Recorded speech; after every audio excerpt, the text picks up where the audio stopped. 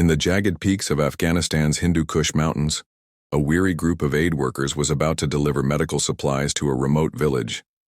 Their humanitarian mission turned deadly when Taliban forces under Commander Qadir Rahmani surrounded their convoy at dawn. Captain Elijah Eli Graves wasn't your typical NGO security consultant. For 15 years, he was a Delta Force operative specializing in unconventional warfare, known for extracting a trapped CIA team from Tehran using nothing but Soviet-era equipment and local assets. When Rahmani's fighters opened fire on the convoy, they had no idea they were targeting the son of legendary Soviet commander Ivan Volkov. Eli implemented a counter-ambush strategy, combining his father's Cold War tactics with modern warfare that would trigger an international incident. What began as a simple humanitarian mission would become a multi-generational reckoning. The battle-scarred valleys of the Hindu Kush would never be the same after father and son's tactical legacies collided in a confrontation that would reshape the region's balance of power. Before we jump back in, tell us where you're tuning in from, and if this story touches you, make sure you're subscribed because tomorrow I've saved something extra special for you. In the harsh mountains of Afghanistan, where ancient stones whisper tales of countless battles fought and lost, a new story unfolds, one of brotherhood, sacrifice, and the weight of inherited wars. As dust settles around the crumbling ruins of a forgotten Soviet outpost, Captain Elijah Eli Graves stands at a crossroads that will define not only his fate, but the lives of those who trust him with their very existence. What price must a leader pay to protect his team? How far will loyalty stretch before it breaks? The tension in the air is palpable as Eli faces Commander Qadir Rahmani across the rubble-strewn courtyard. Behind him, Sergeant Marcus Mace Daniels struggles to maintain pressure on Specialist Hannah Reyes's wound, his hands steady despite the gravity of their situation. The bond between them, forged through countless missions, speaks volumes in their shared silence. Corporal Teddy "Geek" Alvarez works frantically on their damaged communications equipment, his young face marked with determination rather than fear. Lieutenant Farid Nazim's presence adds another layer of complexity to their predicament. His allegiance, once questioned, has been proven through blood and sacrifice during their harrowing journey through the mountains. Yet the weight of his cultural ties to this land creates an undercurrent of tension that even trust cannot fully dissolve. His eyes dart between Eli and Qadir, understanding better than anyone the historical echoes that resonate in this confrontation. The ghost of Ivan Volkov, Eli's father, seems to hover in the shadows of the ruins. The same ruins where, decades ago, another generation fought their own battles during the Soviet-Afghan War.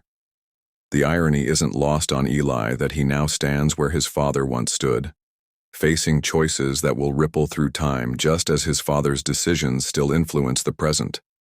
The weathered dog tags around his neck feel heavier than usual, carrying the burden of unresolved questions and unspoken regrets.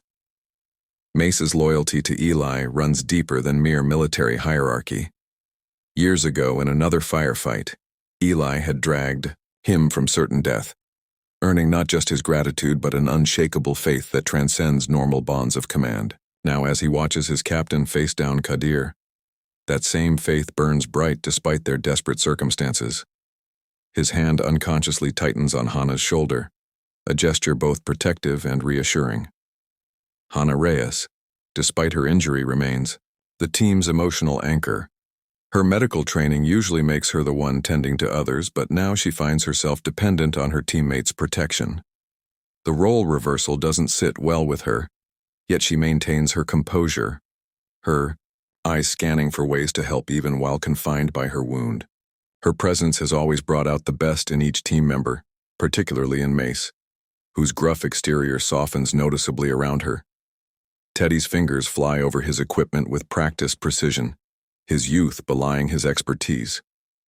The nickname, Geek, started as a jibe, but became a badge of honor as his technical skills repeatedly proved crucial to their survival. Under Mace's mentorship, he's grown from a nervous recruit into a confident operator, though traces of his former self show through in moments of extreme stress like these. Commander Qadir Rahmani represents more than just an immediate threat. His presence embodies the cyclical nature of conflict in these mountains, where old grievances birth new violence. His tactical brilliance matches Eli's own, making their confrontation as much a battle of wits as of force.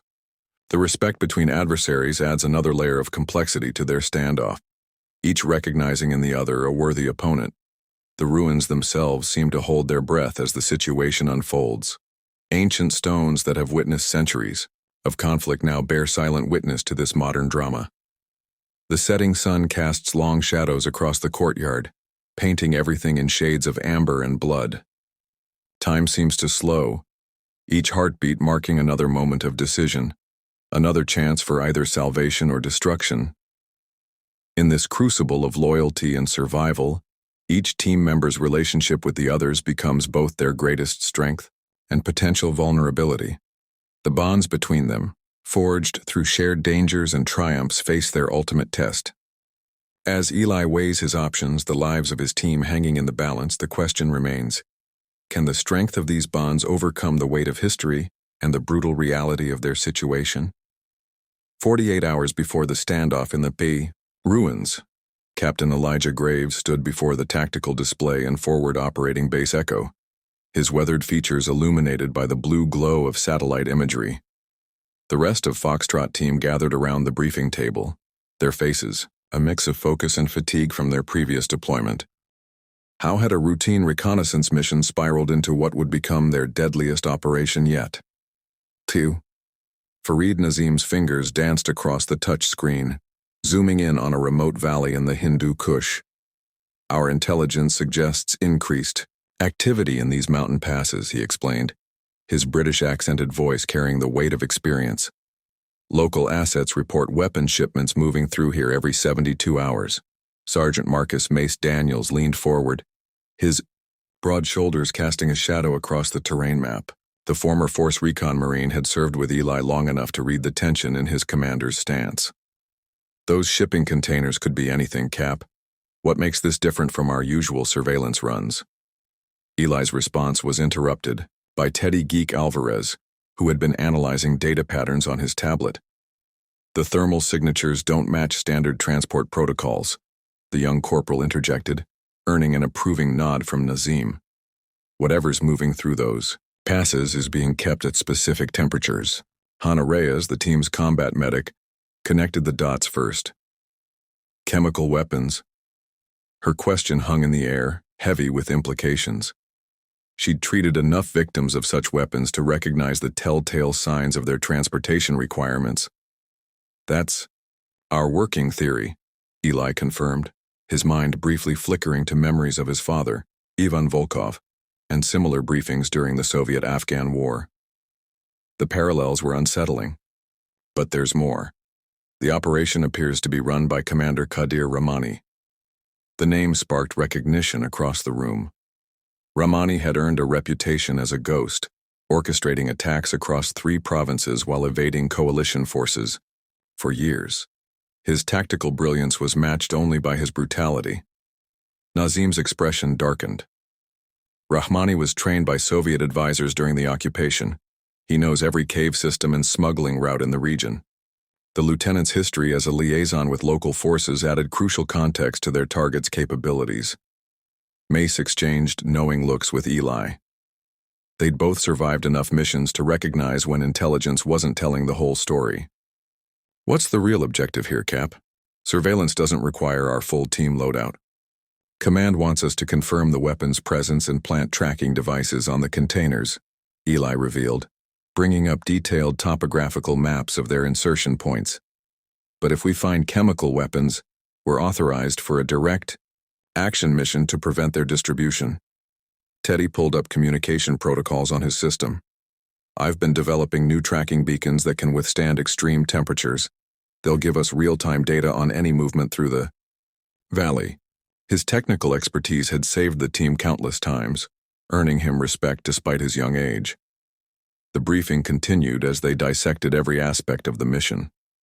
Hannah reviewed medical contingencies while Mace and Nazim debated approach vectors. Yet Eli's attention kept returning to a nagging detail in the intelligence reports. Rahmani's pattern seemed too obvious, too easily tracked for a man of his experience. Sir, Nazim spoke quietly as the others focused on their preparations. There's something else you should know about Rahmani. The lieutenant's hesitation was uncharacteristic. During the Soviet War, he worked closely with a Russian advisor named Volkov. The revelation struck Eli like a physical blow. His father's shadow stretched across decades, connecting past and present in ways he'd never anticipated. What other secrets lay buried in those mountain passes? And how many of them would cost his team their lives in the hours to come? As Foxtrot team dispersed to prepare their gear, Eli remained at the tactical display, studying the terrain where their mission would unfold. Experience had taught him that the deadliest threats often lay in the details overlooked during planning. But as he traced potential escape routes and fallback positions, one question dominated his thoughts. Was history about to repeat itself in those ancient mountains? The weight of command settled heavily on Captain Eli Graves's shoulders as he methodically checked his gear in the dim light of the forward operating base. Each item carried memories, echoes of lessons learned from a father who had walked these same mountains decades ago. The Soviet-issue compass in his hand, its brass casing worn smooth by years of use, had belonged to Ivan Volkov. How many times had his father used this very instrument to navigate the treacherous paths of the Hindu Kush? Mace Daniels noticed his commander's momentary distraction, recognizing the familiar look that crossed Eli's face whenever the ghost of Ivan Volkov surfaced. "That compass hasn't steered us wrong yet, Cap," he offered quietly, continuing his own preparations nearby. The sergeant's words carried more than mere observation. They acknowledged the unspoken weight of heritage that guided their missions. Across the room, Hannah Reyes organized her medical supplies with practiced efficiency, occasionally glancing at her captain with concern.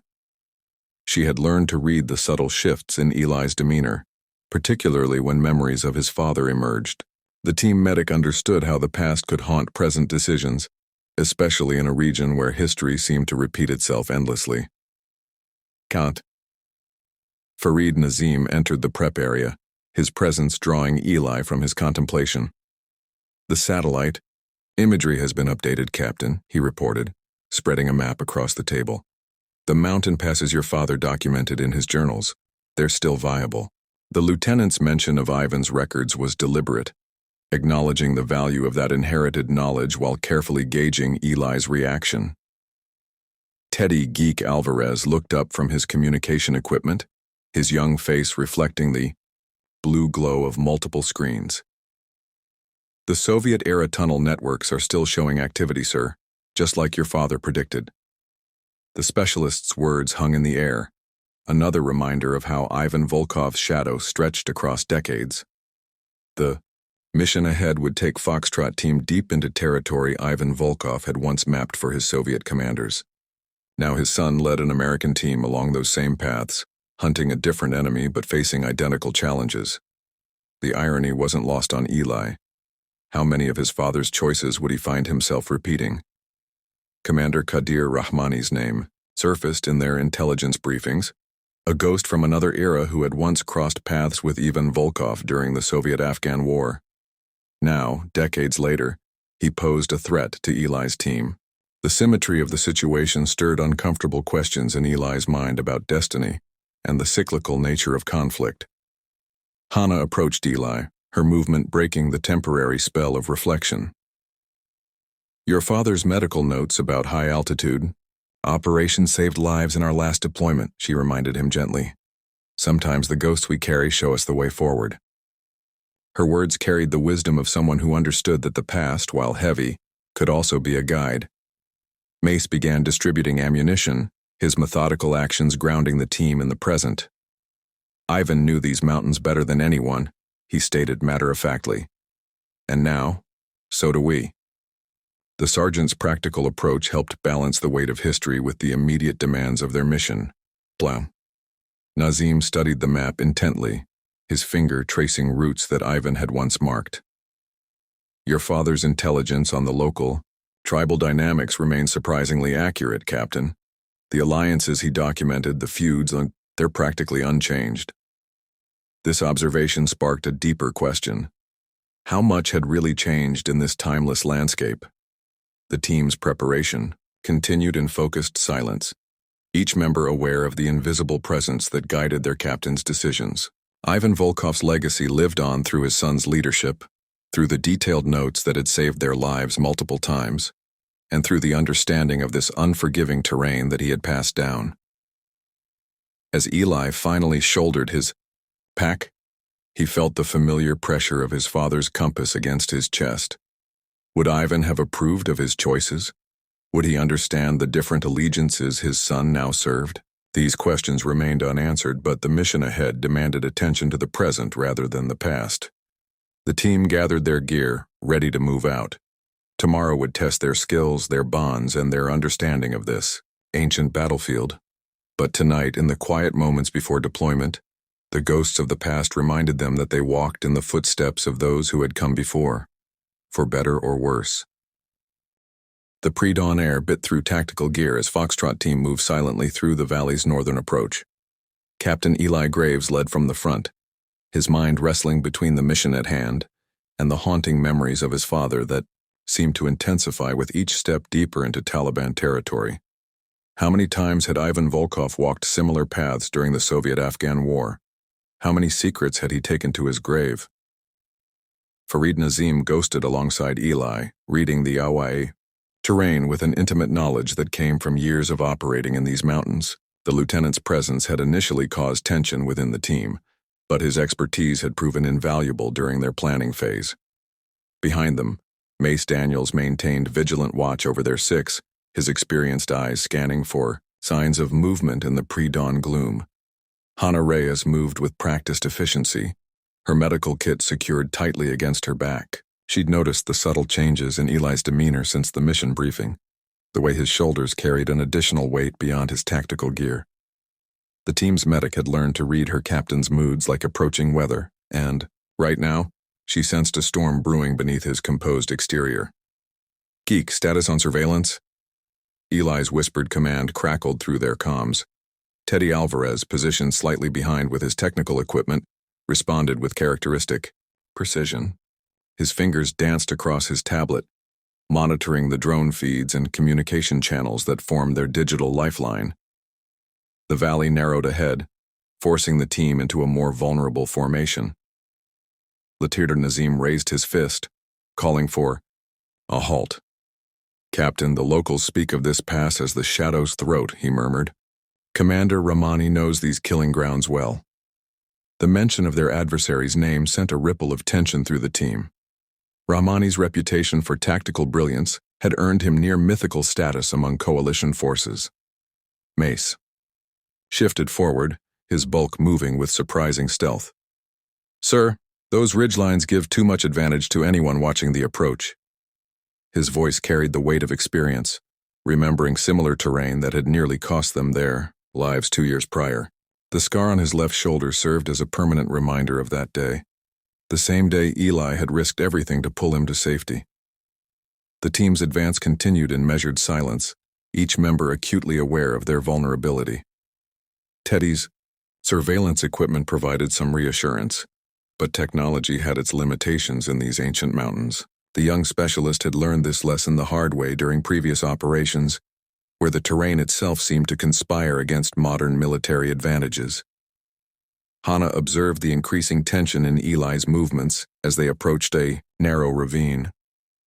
She'd seen this before, the way past traumas could surface in the field, threatening to compromise focus at critical moments.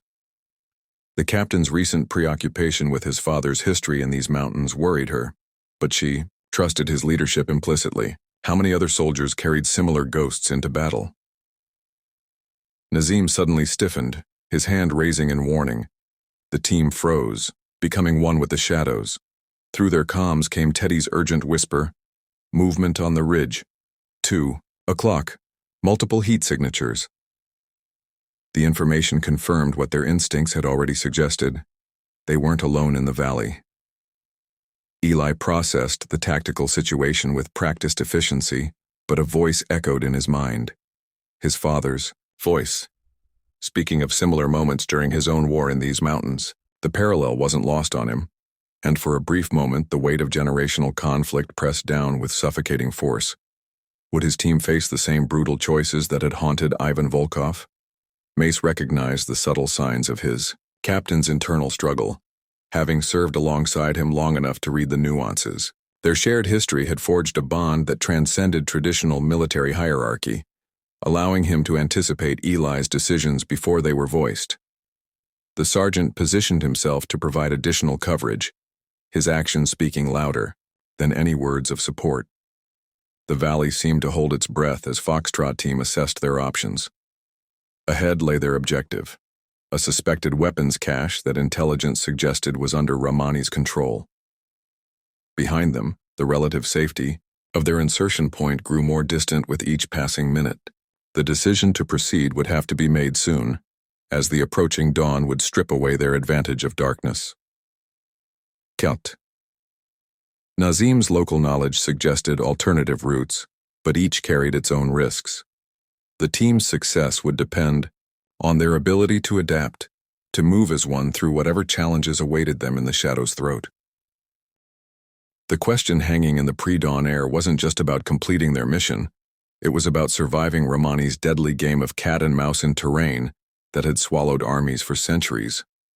The pre-dawn darkness cloaked Foxtrot team as they navigated the treacherous valley floor, their boots crunching softly against loose shale. Captain Eli Graves held up his fist, bringing the formation to an immediate halt. Years of combat experience had honed his instincts, and something felt wrong about the seemingly empty ravine ahead. Mace Daniels silently moved up beside his commander, their shared history allowing communication through the smallest gestures. Eli pointed to his eyes, then to the ridgeline where the first hints of morning were beginning to illuminate the jagged peaks. Mace nodded, understanding the unspoken concern. They were losing their cover of darkness. Behind them, Hannah Reyes monitored the team's vitals through her tactical pad, noting elevated heart rates that betrayed the mounting tension. She caught Teddy Alvarez adjusting his communications gear for the third time in as many minutes, a nervous tic she'd observed whenever the young specialist sensed trouble approaching. Farid Nazim moved like a ghost among the rocks, his local knowledge proving invaluable as he identified signs of recent activity. A displaced stone here, a scuff mark there. The Taliban scouts had passed through recently. He locked eyes with Eli, conveying the gravity of their situation without words. They were no longer alone in the valley. The first shot came without warning, a sharp crack that echoed off the valley walls. Hannah instinctively dropped to one knee, her medical training temporarily overshadowed by combat reflexes. The bullet struck rock inches from where Teddy had been standing, sending fragments of stone spraying across his face. Contact front. Eli's command cut through the chaos as the team scattered to defensive positions. Mace was already returning fire, his weapon trained on muzzle flashes appearing from multiple positions along the ridgeline. How had the Taliban scouts managed to circle behind them so quickly?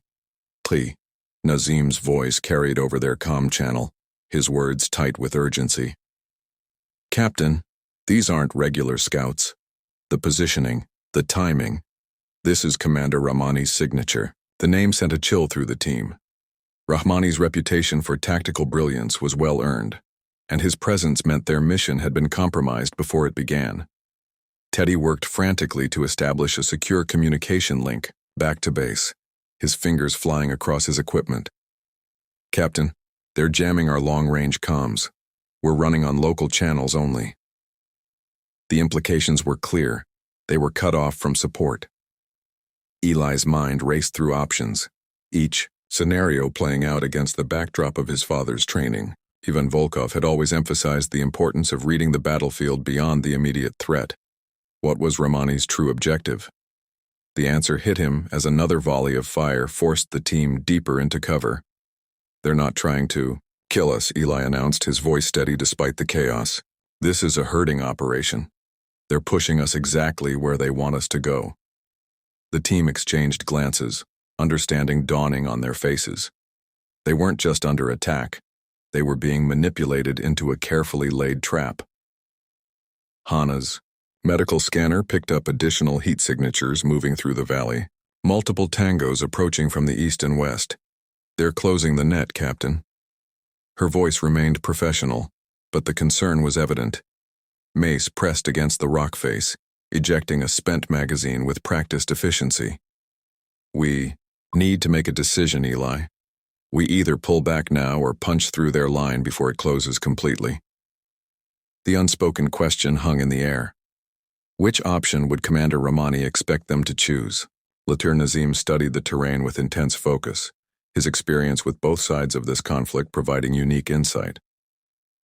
Rahmani knows your training, Captain. He'll have planned for standard tactical responses. The implication was clear. They needed to do something unexpected. The rising sun continued to strip away their concealment, each passing minute reducing their options. Eli felt the weight of command pressing down as he analyzed their situation. The mission parameters had changed, but the stakes remained the same. Somewhere ahead lay their objective, but between them and it stood a force led by one of the most cunning commanders in the region.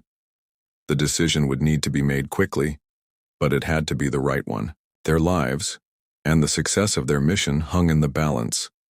How could they turn Rahmani's trap against him? What unconventional approach might catch the experienced commander off guard? As if reading his thoughts, Teddy spoke up from his position, his voice carrying an unusual note of inspiration. Captain, I might have an idea. It's crazy, but... He paused, looking at each team member in turn. What if we give Rahmani exactly what he expects, and then completely change the game? The first crack of gunfire shattered the pre-dawn silence, sending birds scattering into the purple-tinged sky. Captain Eli Graves had expected this moment, yet the ferocity of the attack still caught him off guard. Commander Rahmani had played his hand perfectly, using the earlier scout encounter as bait to draw a Foxtrot team deeper into the valley. Contact front. Multiple shooters. Mace's voice crackled through the comm system as rounds impacted the rocks around them. The experienced sergeant had already pushed Hannah and Teddy into cover, his protective instincts kicking in before conscious thought. Eli's mind raced through their options, each possibility worse than the last. The Taliban forces had positioned themselves on both ridgelines, their elevated positions giving them devastating fields of fire. How had they managed to move so many fighters into position without being detected? The answer hit him with crushing clarity. They hadn't moved into position. They'd been waiting there all along. Boy. Nazim pressed himself against the boulder next to Eli, his breathing controlled despite the chaos erupting around them. Captain, this is no random attack. The placement, the timing. This bears Rahmani's signature. He's trying to recreate Kandahar 89. The mention of that battle sparked something in Eli's memory, a late-night conversation with his father Ivan years ago. The old man had spoken of a Soviet convoy trapped in a similar valley, picked apart by well-positioned Mujahideen fighters. Was history repeating itself? Geek, what's our SAT coverage looking like? Eli called out, ducking as another burst of fire chipped away at their cover. Teddy's fingers flew across his tactical tablet, his usual nervous energy channeled into focused precision. Heavy interference, sir. They're running some kind of localized jamming. I can punch through it, but it'll take time we don't have. Hannah's voice cut through the chaos, steady despite the situation. 2 wounded civilians in the building to our 3 o'clock. They must have been caught in the crossfire. Her medical training warred with tactical necessity. Moving to help would expose her to enemy fire, but leaving them meant certain death for the civilians. The weight of command pressed down on Eli's shoulders. Every second spent in this killing zone decreased their chances of survival, yet rushing their retreat could prove equally fatal. The ghost of his father's voice echoed in his mind. Sometimes, son, the only way out is through. Mace read his commander's expression. Years of battlefield, partnership allowing silent communication. Whatever the play is, Cap, we're with you. But we need to move soon. They're starting to work their way around our flanks. Eli studied the terrain, his mind overlaying the current situation with half-remembered stories of Soviet tactics. Rahmani had studied the same history, but from the other side. What would the commander expect him to do? More importantly, what would Ivan Volkov have done differently? Nazim, your people know these valleys. Is there another way out besides the obvious routes? Eli asked, his voice tight with controlled tension. The lieutenant's eyes narrowed in thought. There's an old shepherd's path, barely more than a goat track. It wouldn't show on standard maps, but my grandfather used it to move supplies during the Soviet war. A plan began forming in Eli's mind. Dangerous, but possible. They couldn't match the Taliban's numbers or positioning, but perhaps they could use Rahmani's own expectations against him. The commander would be anticipating standard Western tactical doctrine of fighting retreat along the most defensible route. Geek, I need you to make our comm signature look bigger than it is. Make it seem like we're coordinating with a larger force. Eli's orders came rapidly now, each piece of the puzzle falling into place.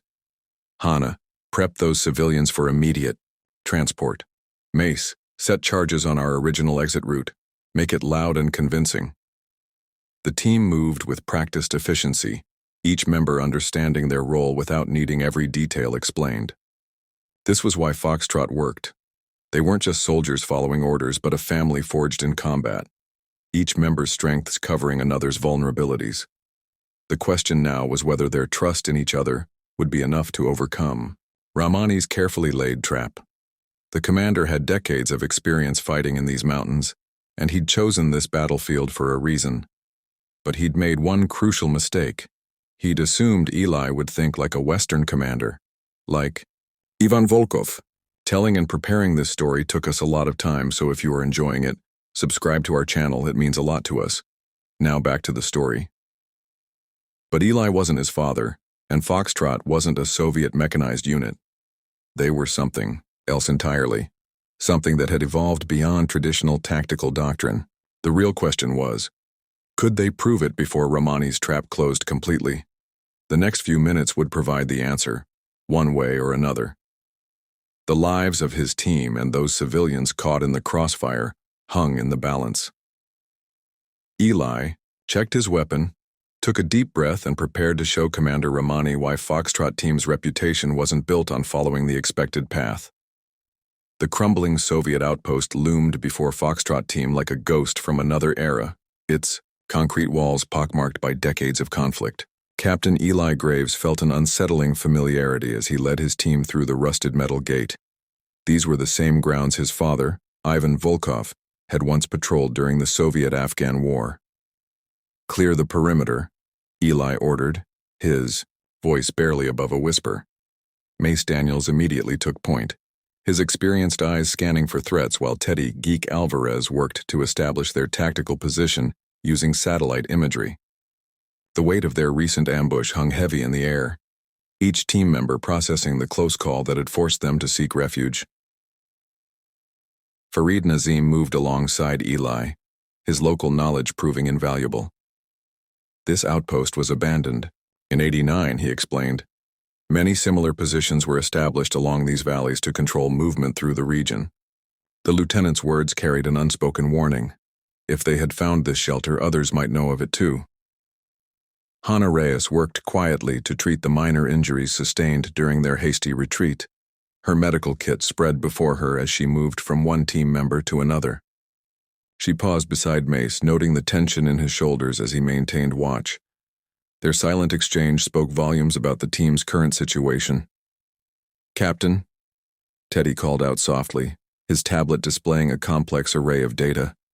"I'm picking up some unusual electromagnetic signatures from the lower levels. This place might have more to offer than just shelter." The young specialist's discovery sparked both interest and concern among the team members. Eli found himself drawn to a faded insignia on the wall, the same unit marking he'd seen in old photographs of his father. The coincidence felt too precise to ignore, especially with Commander Qadir Rahmani's forces hunting them through these mountains. What secrets had Ivan Volkov left behind in this remote outpost? As the team secured their temporary haven, Eli noticed Farid studying a series of old maps left behind by the previous occupants. "These tunnels," the lieutenant mentioned, tracing a finger along faded lines. "They could provide us with an advantage Rahmani won't expect." The possibility of using the old Soviet infrastructure against their pursuers presented both opportunity and risk. Mace approached Eli, his voice low and concerned. "Sir, We need to consider that this might be exactly where they expect us to go. The sergeant's instincts had saved them countless times before, and Eli knew better than to dismiss his second-in-command's concerns. The question remained: were they seeking shelter or walking into another trap? Hannah joined their discussion, her medical assessment of the team complete. "We have supplies for 3 days at most," she reported, "and that's assuming no one's injuries worsen." Her practical evaluation added another layer of urgency to their situation. They couldn't afford to stay static for long, but moving too quickly could prove equally dangerous. The day's fading light cast long shadows through the outpost's broken windows as Teddy continued his technical survey of the facility. His quiet exclamation drew the team's attention. "Captain, you need to see this." On his screen, a series of old communications logs had surfaced, some bearing Ivan Volkov's signature. The discovery sent a chill down Eli's spine. What role had his father played in this forgotten outpost's history? As night approached, the team established a defensive position within the complex's upper levels. Farid's knowledge of Soviet military architecture helped them identify the most defensible positions, while Teddy worked to restore some of the outpost's ancient power systems. The possibility of using this relic of a previous war to survive their present conflict created a strange symmetry that wasn't lost on any of them. Through the darkness, the distant sounds of Rahmani's forces searching the valley below reminded them that their respite was temporary. The team's immediate survival depended on understanding what this outpost had to offer, and what secrets it might reveal about both their past and their future.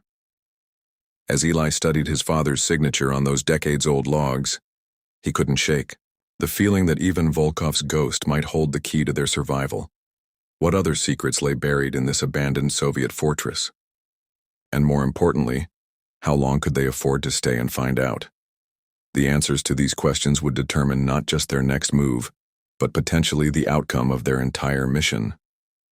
The echoes of yesterday's war seemed determined to influence today's battle, and Foxtrot team found themselves caught between history and survival. The crackling static from Teddy's communications equipment grew increasingly concerning as he frantically adjusted frequencies, his usually steady hands betraying his mounting frustration. "Captain, we're being jammed across all standard frequencies," he reported, glancing up at Eli with worried eyes. The abandoned Soviet outpost's concrete walls seemed to close in around them, a fitting metaphor for their increasingly isolated situation. Eli's mind raced through the implications, each possibility more troubling than the last. Commander Rahmani was proving to be as tactically astute as his reputation suggested, systematically cutting off their links to the outside world. The ghost of Ivan Volkov's voice echoed in Eli's memory. In Afghanistan, isolation precedes elimination. Mace positioned himself near the outpost's single window, his rifle trained on the approaching darkness. "This is straight out of the old Soviet playbook," he muttered, his voice carrying years of operational experience. "They're trying to force us to move blind."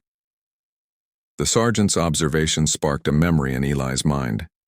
His father's detailed accounts of similar tactics used during the Soviet-Afghan War. Nazim approached Eli, his expression grave. "Rahmani knows these mountains intimately. He's using the terrain against us, forcing us into predictable evacuation routes." The lieutenant's assessment aligned perfectly with Eli's growing concerns. Every passing moment without communications increased their vulnerability. Hannah worked methodically, organizing their remaining medical supplies while maintaining situational awareness. "We need to consider that help isn't coming," she stated matter-of-factly, her medical training evident in her precise movements, "at least not on any timeline we can count on." Her pragmatic observation cut through the tension, forcing the team to confront their reality. Teddy continued his battle with the communications equipment, his expertise evident in the methodical way he attacked the problem. "The jamming pattern is sophisticated," he explained, pointing to his diagnostic display. "It's adaptive, following our frequency changes almost instantly." His analysis revealed a level of technological capability that exceeded their expectations of Rahmani's forces. The team's isolation sparked an unexpected debate about their next move. Should they attempt to break through the electronic barrier, potentially revealing their position, or maintain radio silence and risk missing crucial intelligence about enemy movements? The questions hung heavy in the stale air of the outpost. Eli found himself drawing on his father's lessons about operating behind enemy lines, though the memories carried their own weight of complicated emotions. Ivan had always emphasized the importance of turning apparent disadvantages into tactical opportunities. But how could they transform this communication blackout into an advantage? Nazim's expertise with local communication methods offered a potential solution. There are old shepherd paths marked by stone cairns, he explained, drawing a rough map in the dust. They form a natural network that locals have used for centuries to pass messages. The suggestion bridged ancient wisdom with their modern predicament.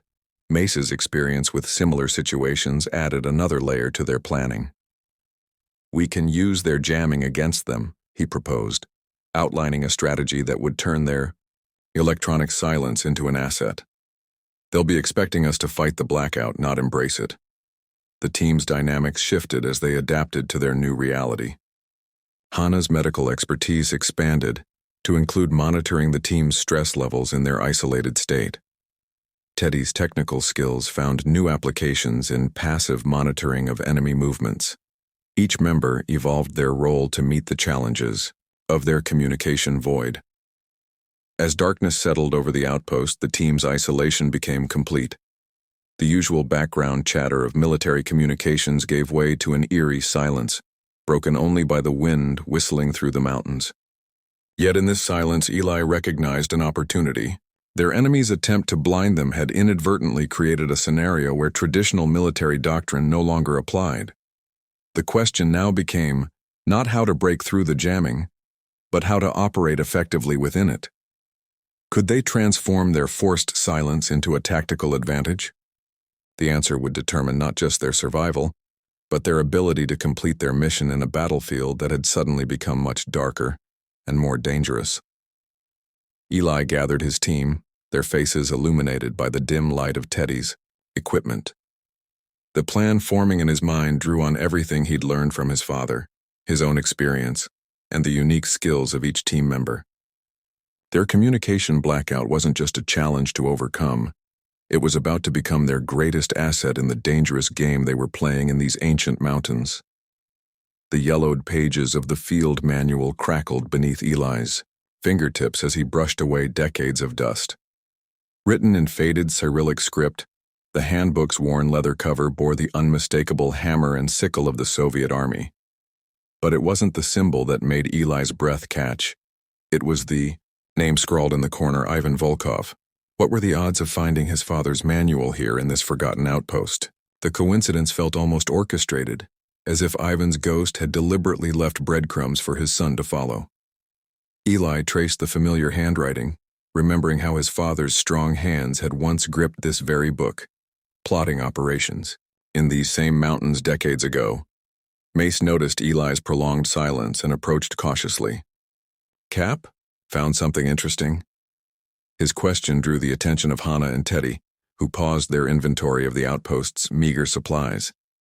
The tension in Eli's shoulders told Mace this wasn't just another piece of Soviet detritus. Fathers, Eli replied, his voice unusually tight. His field manual from when he served here. He began carefully turning the pages, revealing detailed annotations in the margins, tactical observations, terrain notes, and combat strategies specific to the Hindu Kush region. These weren't just standard military protocols. They were hard-won, lessons written in his father's blood. 2. Nazim moved closer, his expertise in Russian allowing him to scan the text. These notes, they're about dealing with local insurgent tactics. Your father was thorough. He pointed to a particular passage. Look here. He documented patterns in their movement through these valleys, how they used the terrain for ambush points. Teddy's eyes lit up with professional interest. Sir, with the comms still jammed, those notes might be our best intel on the area. The enemy's probably using the same tactical advantages your father observed. The young specialist wasn't wrong.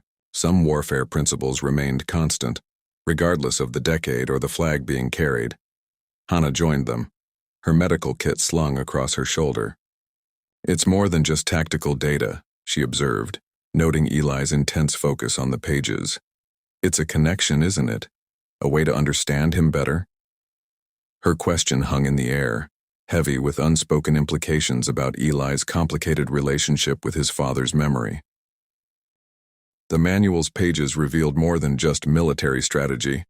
Between the official text, Ivan had written personal observations about the local people, the harsh beauty of the landscape, and the toll of prolonged combat operations. One entry caught Eli's attention. "The mountains here don't care about ideology.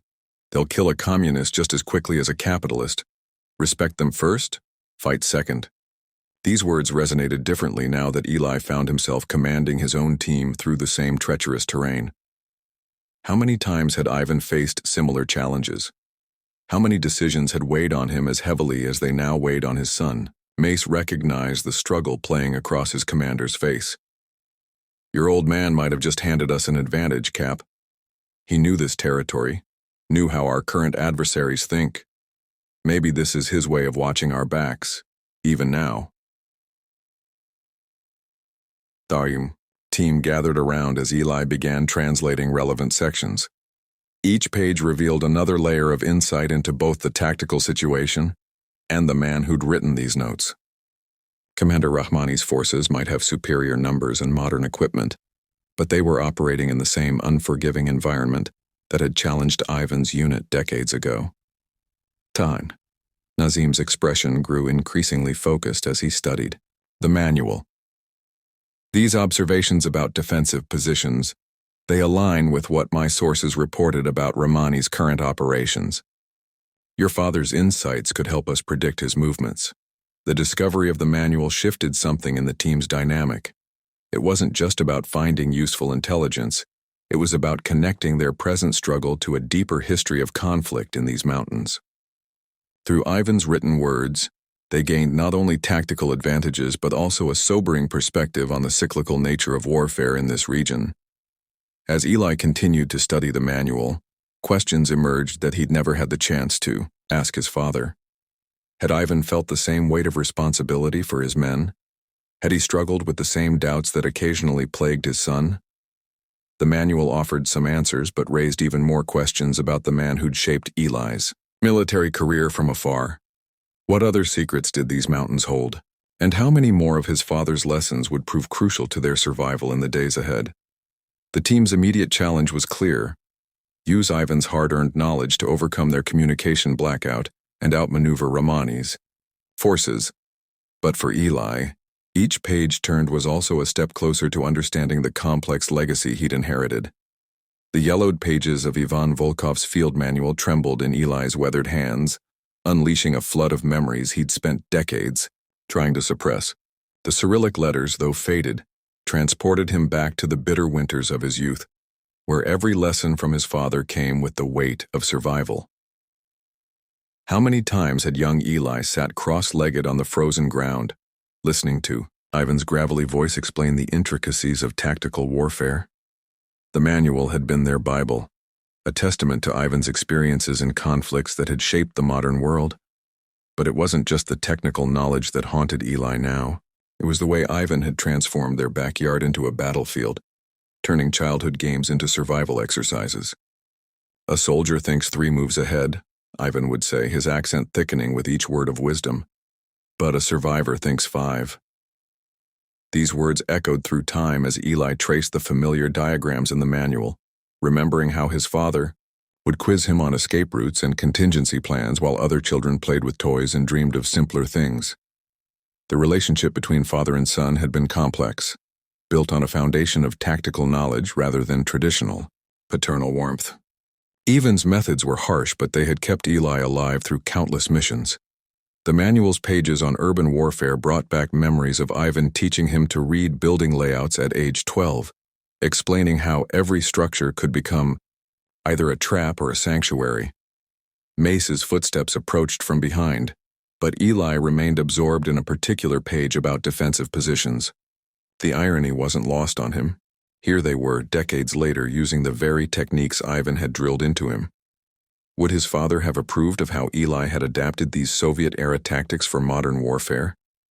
Or would he have criticized every deviation from the manual's strict guidelines?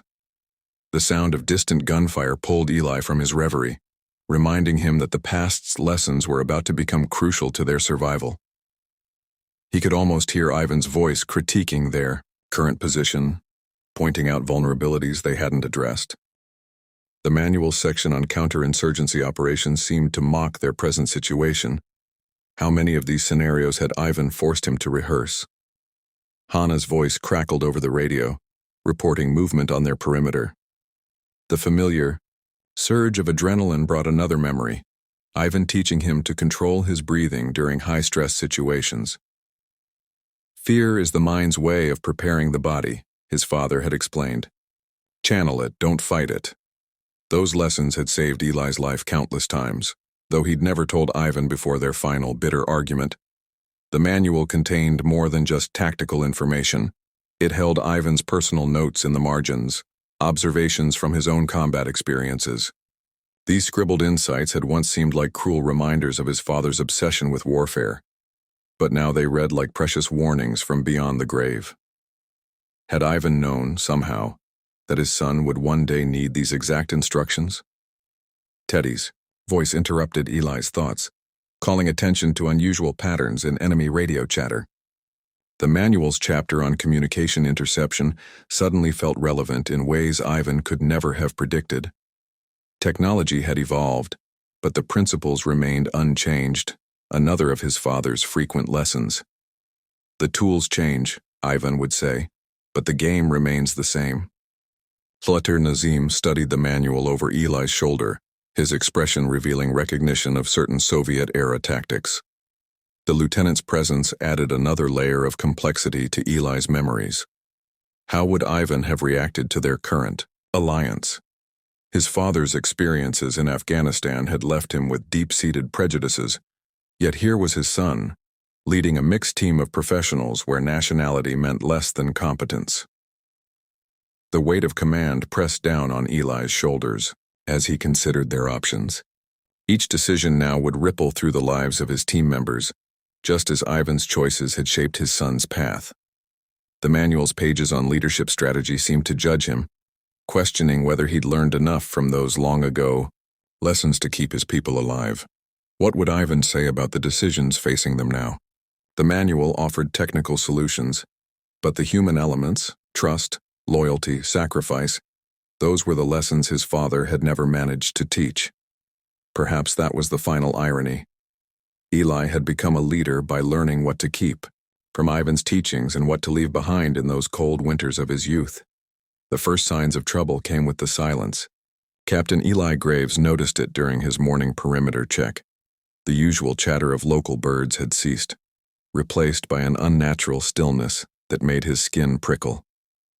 20 years of combat experience had taught him to trust these moments of instinctive warning, much like the lessons his father Ivan had drilled into him during those long-ago training sessions in the Russian wilderness. "Something's off," Mace Daniels muttered, joining his commander at the observation post. The sergeant's weathered face carried the same tension Eli felt in his own muscles. Their eyes met briefly, 2 decades of shared combat experience allowing them to communicate volumes without words. From her medical station, Hana Reyes observed the growing tension between her commanding officers. Her fingers absently traced the outline of her medical kit while she monitored the vital sign readings from the team's tactical displays. "Captain, I'm seeing elevated heart rates across the board. The team's picking up on something." Daltim Farid Nazim's voice crackled over the comm system, his usual measured tone carrying an edge of urgency. "Movement detected in multiple sectors. Pattern suggests coordinated positioning." He paused, and the sound of rapid typing filled the background. "Teddy, can you confirm these readings?" "Already on it, sir," Corporal Alvarez responded, his fingers flying across his terminal. The young tech specialist's screens displayed a complex array of thermal imaging and motion detection data. "We've got multiple heat signatures establishing positions along the ridgelines. They're trying to be subtle, but there's too many of them to hide completely. Eli moved to Teddy's station, his father's voice echoing in his memory. When the enemy thinks they're being clever, that's when they're most predictable. The thermal readings painted a clear picture. Commander Rahmani was implementing a classic encirclement strategy, one that Ivan Volkov had often used during his time in Afghanistan. "They're not just surrounding us," Eli observed, his voice low and controlled. "They're replicating a Soviet-era tactical formation. Rahmani's sending a message." Nazim stepped closer, his expression grim. The commander always had a fondness for historical warfare. This particular formation was devastating during the Soviet-Afghan conflict. His eyes met Eli's, understanding passing between them. "Your father's unit used it frequently." The revelation sent a ripple of tension through the team. Mace positioned himself closer to Hana, his protective instincts kicking in as they always did when threats escalated. "So we're facing a ghost from the past, wrapped in modern tactics?"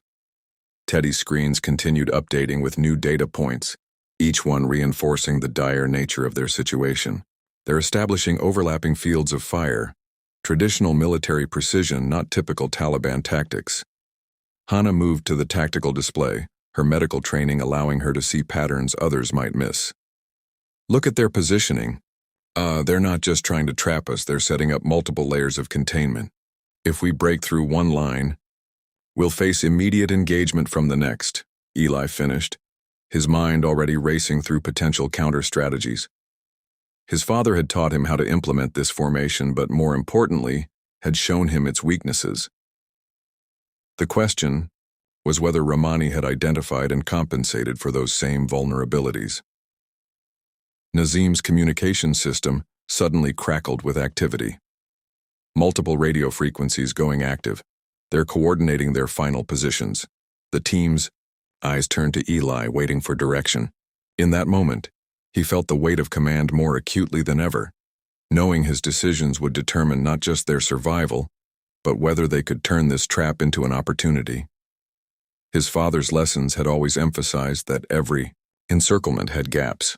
The key was identifying which ones were intentionally left open as bait, and which represented genuine weaknesses. "Teddy, start running deep scans on their communication patterns. Hana, prepare the medical bay for potential casualties. Mace, I want our defensive positions reinforced within the hour. Farid, keep monitoring those transmissions. If Rahmani's following the historical playbook this closely, he'll be establishing a command post at the highest elevation point." As his team moved to execute their orders, Eli studied the tactical display with intense focus. Somewhere in this circle of steel, there had to be a path to victory. The question was whether he could find it before Rahmani's trap snapped shut completely. The weight of suspicion hung heavy in the mountain outpost as Foxtrot team processed their deteriorating situation. Captain Eli Graves stood at the observation point, his weathered hands gripping the railing as he watched Taliban forces methodically positioning themselves in the valleys below. Each passing hour brought more enemy combatants, their movements suggesting a coordinated effort that felt uncomfortably precise. Behind him, Mace Daniels paced with contained fury, his boots marking a repetitive path across the worn floorboards. "They knew exactly where to find us, Captain. The timing's too perfect." The unspoken accusation hung in the air, directed at their liaison, Lieutenant Farid Nazim, who maintained his distance near the communications equipment. Hana Reyes worked methodically through their medical supplies, her usually steady hands betraying subtle tremors as she cataloged what remained. The mounting tension affected everyone differently, but her medical training helped her channel anxiety into productivity. "We're running low on everything," she reported, though her eyes darted between Nazim and her teammates. "If we take casualties..." The thought remained unfinished as Teddy, Geek Alvarez burst through the door, clutching printouts of intercepted communications. "Captain, you need to see this." His usual enthusiasm was replaced by a grim determination as he spread the papers across their makeshift tactical table.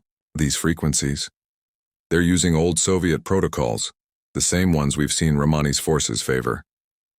Eli felt the ghost of his father's presence as he studied the intelligence. Ivan Volkov had taught him about Soviet communication patterns. During their rare moments of connection, lessons wrapped in bitter experience from another war in these same mountains. The similarity was too striking to ignore, but it raised more questions than answers. Lieutenant Nazim stepped forward, his movement causing Mace to subtly shift his position, maintaining protective proximity to Hana. Those protocols were widely adopted after the Soviet withdrawal, Nazim offered, his voice carefully neutral. Many local commanders learned from both sides during those years. Convenient explanation, Mace muttered, but Eli raised a hand, silencing further commentary. The team's dynamics had grown increasingly complex since their arrival at the outpost. Trust, built through countless missions and shared dangers, now faced its greatest test. Each member of Foxtrot carried their own doubts, their own theories about how their position had been compromised. Hana approached the tactical table, her medical inventory temporarily forgotten. "We're missing something obvious," she said, studying the pattern of enemy positions marked on their maps. "These movements, they're not just surrounding us, they're herding us towards something." Teddy pulled up additional data on his laptop, the screen's glow highlighting the concern on his face. "The communication patterns show gaps to the northeast, almost like—" He paused, fingers flying across the keyboard. "Like they're leaving us an escape route. Or leading us into a trap." Eli finished, memories of similar tactics from his father's war stories echoing in his mind. The question wasn't just whether they could trust Nazim anymore, it was whether they could trust their own instincts about which way to turn. The pressure of command weighed heavily on Eli as he considered their options. Every choice carried potentially fatal consequences for his team. The bond between them, forged through countless operations, now faced its ultimate test. Could they maintain unity when every shadow held potential betrayal? Nazim's presence complicated every calculation.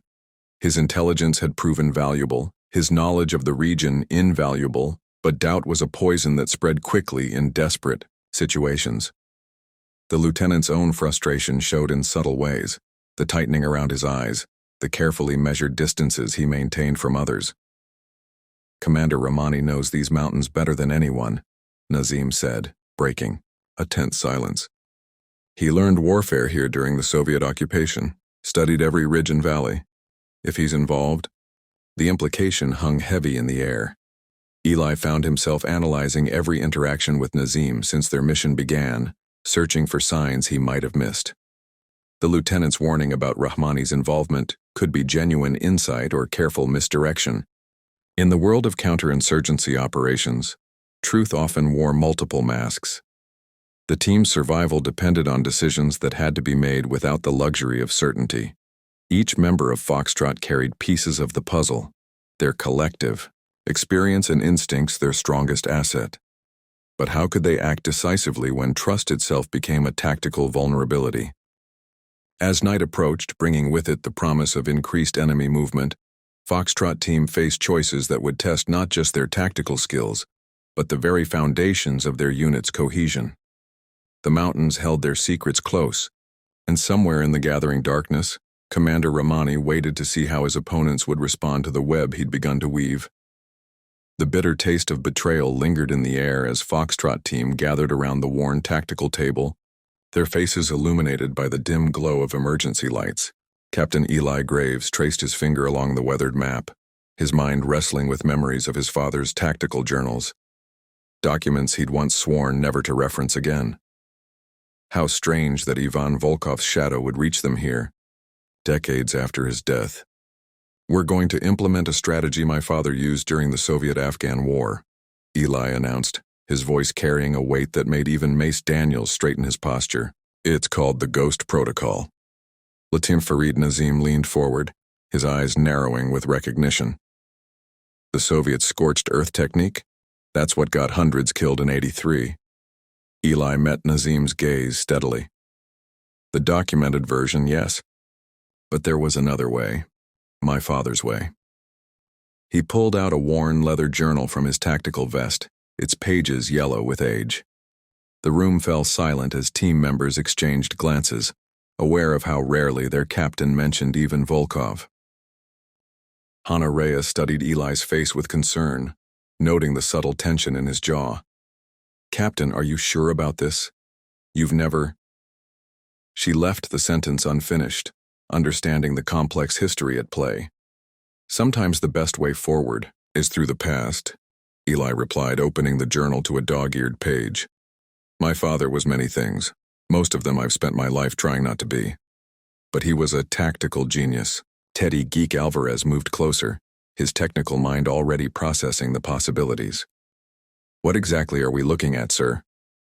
Eli began explaining the intricate details of Ivan's strategy, a plan that had allowed small Soviet units to outmaneuver larger forces in the harsh Afghan terrain. The technique involved creating multiple false target zones while maintaining a hidden command center, a chess game played across mountainous territory. Mace Daniels, who had known Eli long enough to read between the lines, recognized the personal cost of this decision. "This isn't just about tactics, is it? This is about finishing something." The question hung in the air as Eli continued outlining the strategy. He detailed how they would need to split into 3 teams, each responsible for different aspects of the deception. The plan would require precise timing, absolute trust, and the kind of coordination that only came from years of working together. "Commander Rahmani thinks he knows our playbook," Eli explained, his finger tracing 3 distinct routes on the map.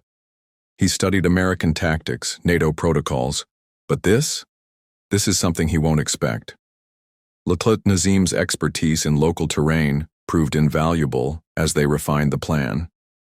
Despite the lingering tension from recent trust issues, his knowledge complemented Ivan's strategy in ways that even Eli hadn't anticipated. The lieutenant pointed out natural formations that could amplify their deception, places where the mountain itself could become part of their tactical advantage. Hanna voiced what others were thinking. "We're not just adopting a strategy here, are we? We're adapting it, making it our own." Her observation sparked a subtle shift in the room's atmosphere. The team began contributing their specialized knowledge, transforming Ivan's Soviet-era tactics into something uniquely theirs. Teddy suggested modern technical modifications while Mace identified potential weak points and solutions. As the plan took shape, Eli felt the weight of his father's legacy transform from a burden into a tool, perhaps the very tool that would ensure their survival. The irony wasn't lost on him. After years of running from Ivan Volkov's influence, he was now deliberately stepping into his father's tactical footsteps. "There's something else you should know," Eli added, closing the journal with deliberate care. "This strategy, it's not just about military advantage, it's psychological warfare. My father understood that in these mountains, the mind is as crucial as any weapon." The team absorbed this information, each member processing its implications. They had all heard stories of the Soviet-Afghan War, of the psychological toll it took on both sides. Now they were about to implement a strategy born from that very conflict. "How do we know Rahmani won't recognize this?" Mace asked, voicing the concern that needed addressing. Eli's response carried the weight of personal history. "Because my father never shared the real version of this strategy with anyone except me. What's documented in official records is a cover, a simplified version that missed the crucial elements that made it work." The revelation added another layer to their understanding of both the plan and their captain. This wasn't just a tactical decision. It was a personal one that bridged generations of military expertise, connecting a Soviet father's legacy with his American son's present challenge.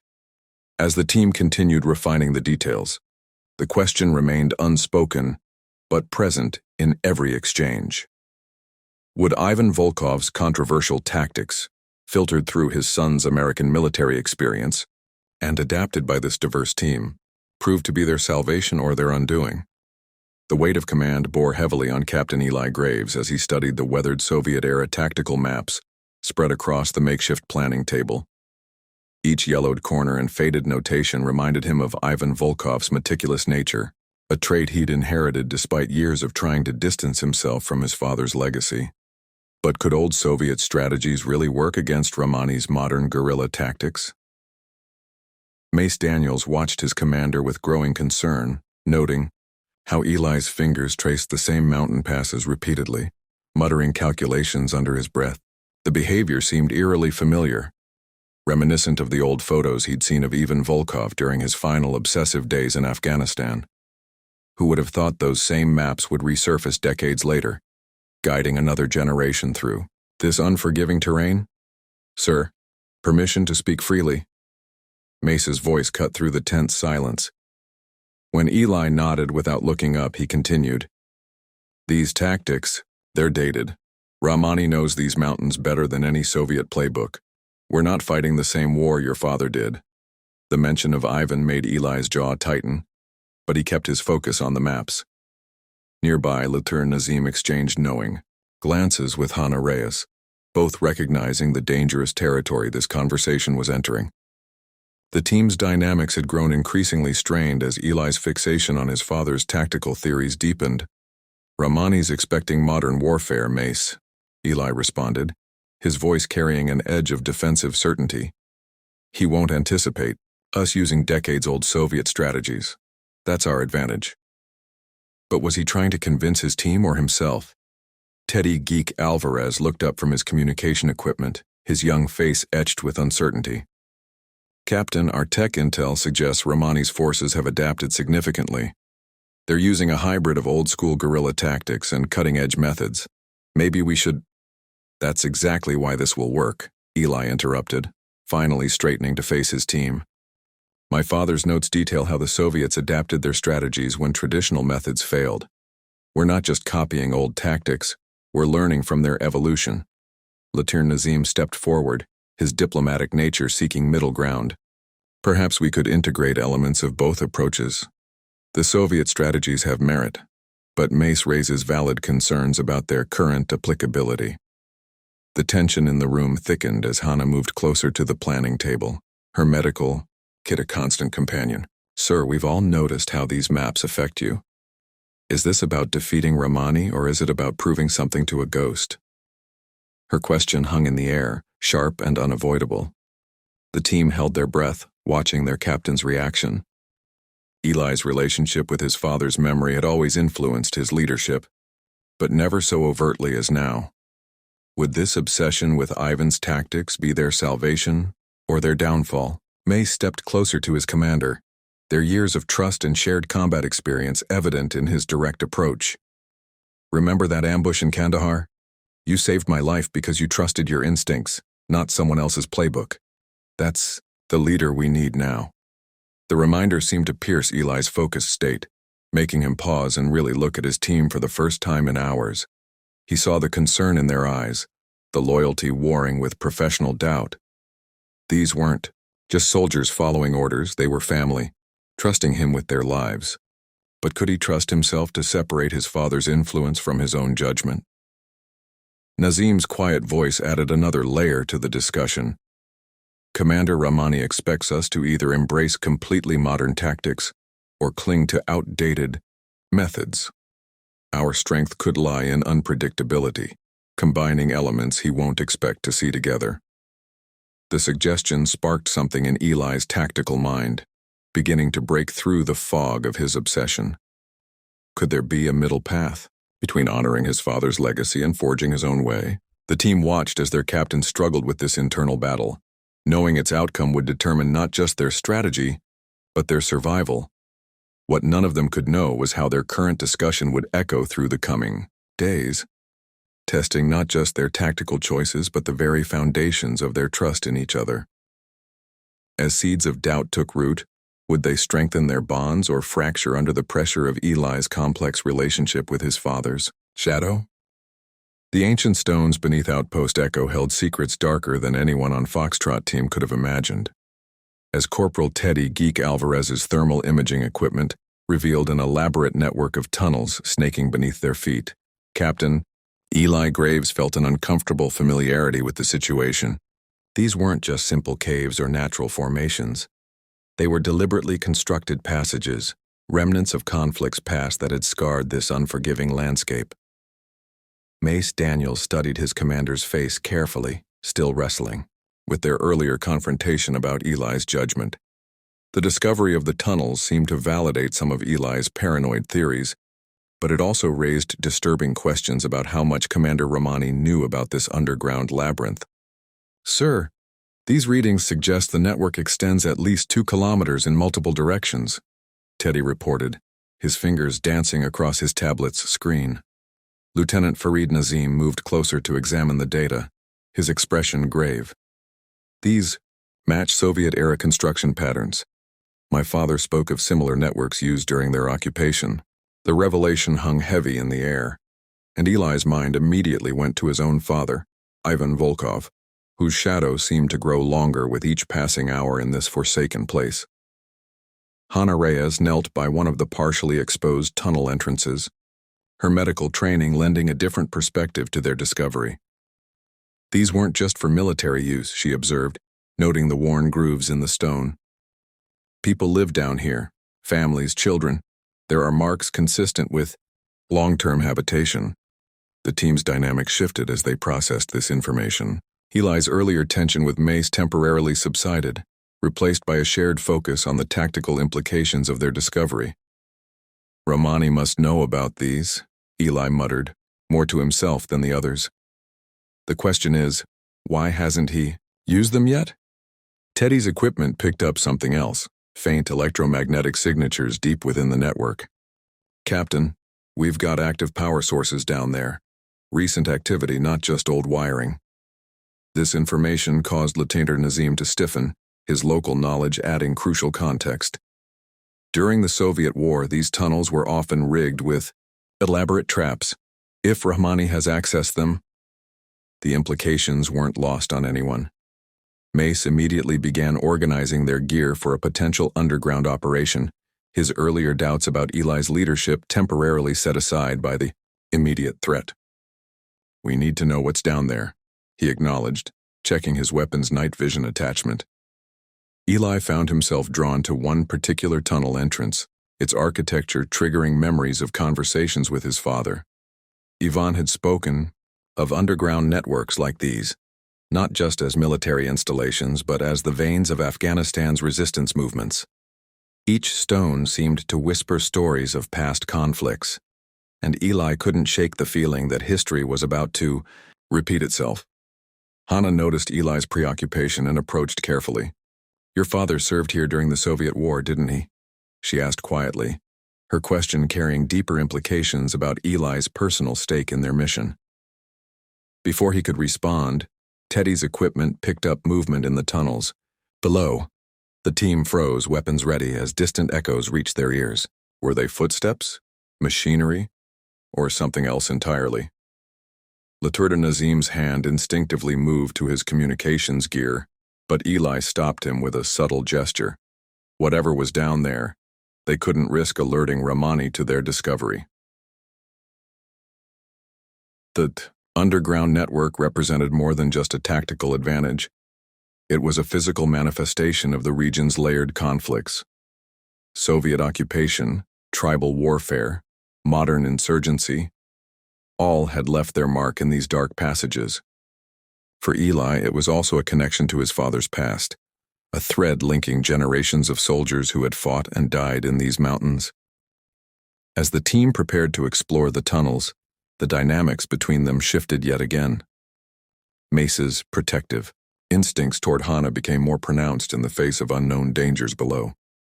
Teddy's technical expertise suddenly became crucial to their survival, while Lieutenant Nazim's cultural knowledge might mean the difference between life and death in the underground maze.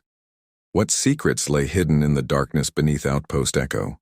What had Commander Rahmani already discovered in these ancient passages? And how would the ghosts of past conflicts, both personal and historical, influence what Foxtrot team would find below? The answers waited in the shadows, along with dangers none of them could fully anticipate. The cold mountain air bit through Captain Eli Graves' tactical gear as he processed Commander Qadir's ultimatum. The words still echoed through the crackling radio: surrender by dawn, or face complete annihilation. How many times had his father, Ivan, faced similar impossible choices during his years in Afghanistan? The thought of his deceased father brought a familiar ache, but Eli pushed it aside. His team needed him focused. "What's the play, Cap?" Mace's voice carried the weight of years of trust and battlefield experience. The sergeant's steady presence had saved them countless times, but now they faced an enemy who knew every crevice of these mountains, every shadow of these caves. Eli studied the faces of his team gathered in the cramped command post. Hannah Reyes methodically checked their remaining medical supplies, her usually warm eyes now sharp with concentration. Beside her, Teddy Geek Alvarez's fingers flew across his tablet, analyzing their dwindling resources and possible escape routes through the newly discovered tunnel network. Q. Farid Nazim stepped forward, his expression grave. Commander Qadir is not known for mercy. His reputation during the Soviet-Afghan War. He paused, choosing his words carefully. The stories my father told me of his tactics would give hardened soldiers nightmares. The mention of fathers in wars past stirred something in Eli's memory. His father's old journal, filled with tactical notes from his time in these very mountains, contained a passage about the tunnel systems. What had Ivan written about the ancient pathways beneath their feet? "Geek, what's the structural analysis of the tunnel network?" Eli asked, moving to study the digital mapping on Alvarez's screen. "It's complex, sir. Multiple branches, some dating back centuries, but there's something odd about the eastern section." Teddy highlighted a particular passage. "This tunnel shows signs of recent reinforcement. Someone's been maintaining it." Mace leaned in, his years of combat experience evident in his scrutiny. "Could be our way out. Or a trap." Hannah spoke up, her medical training lending weight to her concerns. "The tunnels could be our best option, but we need to consider the wounded. Some of these passages are barely wide enough for a stretcher." The team's dynamics shifted as each member processed the implications. Eli noticed how Mace instinctively positioned himself near Hannah, his protective nature showing through years of professional discipline. Latir Nazim's knowledge of local warfare methods had proven invaluable, yet Eli caught the subtle tension in his stance when discussing Qadir. "There's something else," Nazim added, his voice low. "These tunnels were used extensively during previous conflicts. Many of the older passages were booby-trapped." Eli finished, remembering his father's warnings. The ghost of Ivan Volkov seemed to hover in the room, his decades-old experiences suddenly crucial to their survival. Teddy's tablet beeped, drawing everyone's attention. "Sir, I'm picking up movement above ground. Multiple heat signatures moving into position around the outpost." The pressure of command weighed heavily on Eli's shoulders. Each decision could mean life or death for his team, people who trusted him with their lives. Would Ivan have chosen differently? The thought of his father's tactical genius both inspired and haunted him. "We can't stay here." Mace voiced what everyone was thinking. "Qadir's men have the high ground, better supplies, and local knowledge. We're fish in a barrel." Eli studied the tunnel map again, his mind racing through scenarios. The eastern passage caught his attention. Why maintain one specific tunnel? What made it strategically valuable? His father's voice seemed to whisper from the past. Sometimes the most dangerous path is the only path worth taking. "Two." Nazim stepped closer, his voice barely above a whisper. "Captain, there's something about that eastern tunnel. During the Soviet War, there were rumors of a hidden supply cache. Commander Qadir, he was known for maintaining escape routes, insurance policies." The pieces started falling into place in Eli's mind. Qadir's ultimatum, the maintained tunnel, the positioning of his forces. What was the commander really playing at? The dawn deadline loomed over them like a shadow, but shadows could work both ways. Hannah caught Eli's eye, reading his expression with the insight that made her invaluable to the team. "Whatever we decide, we need to move soon.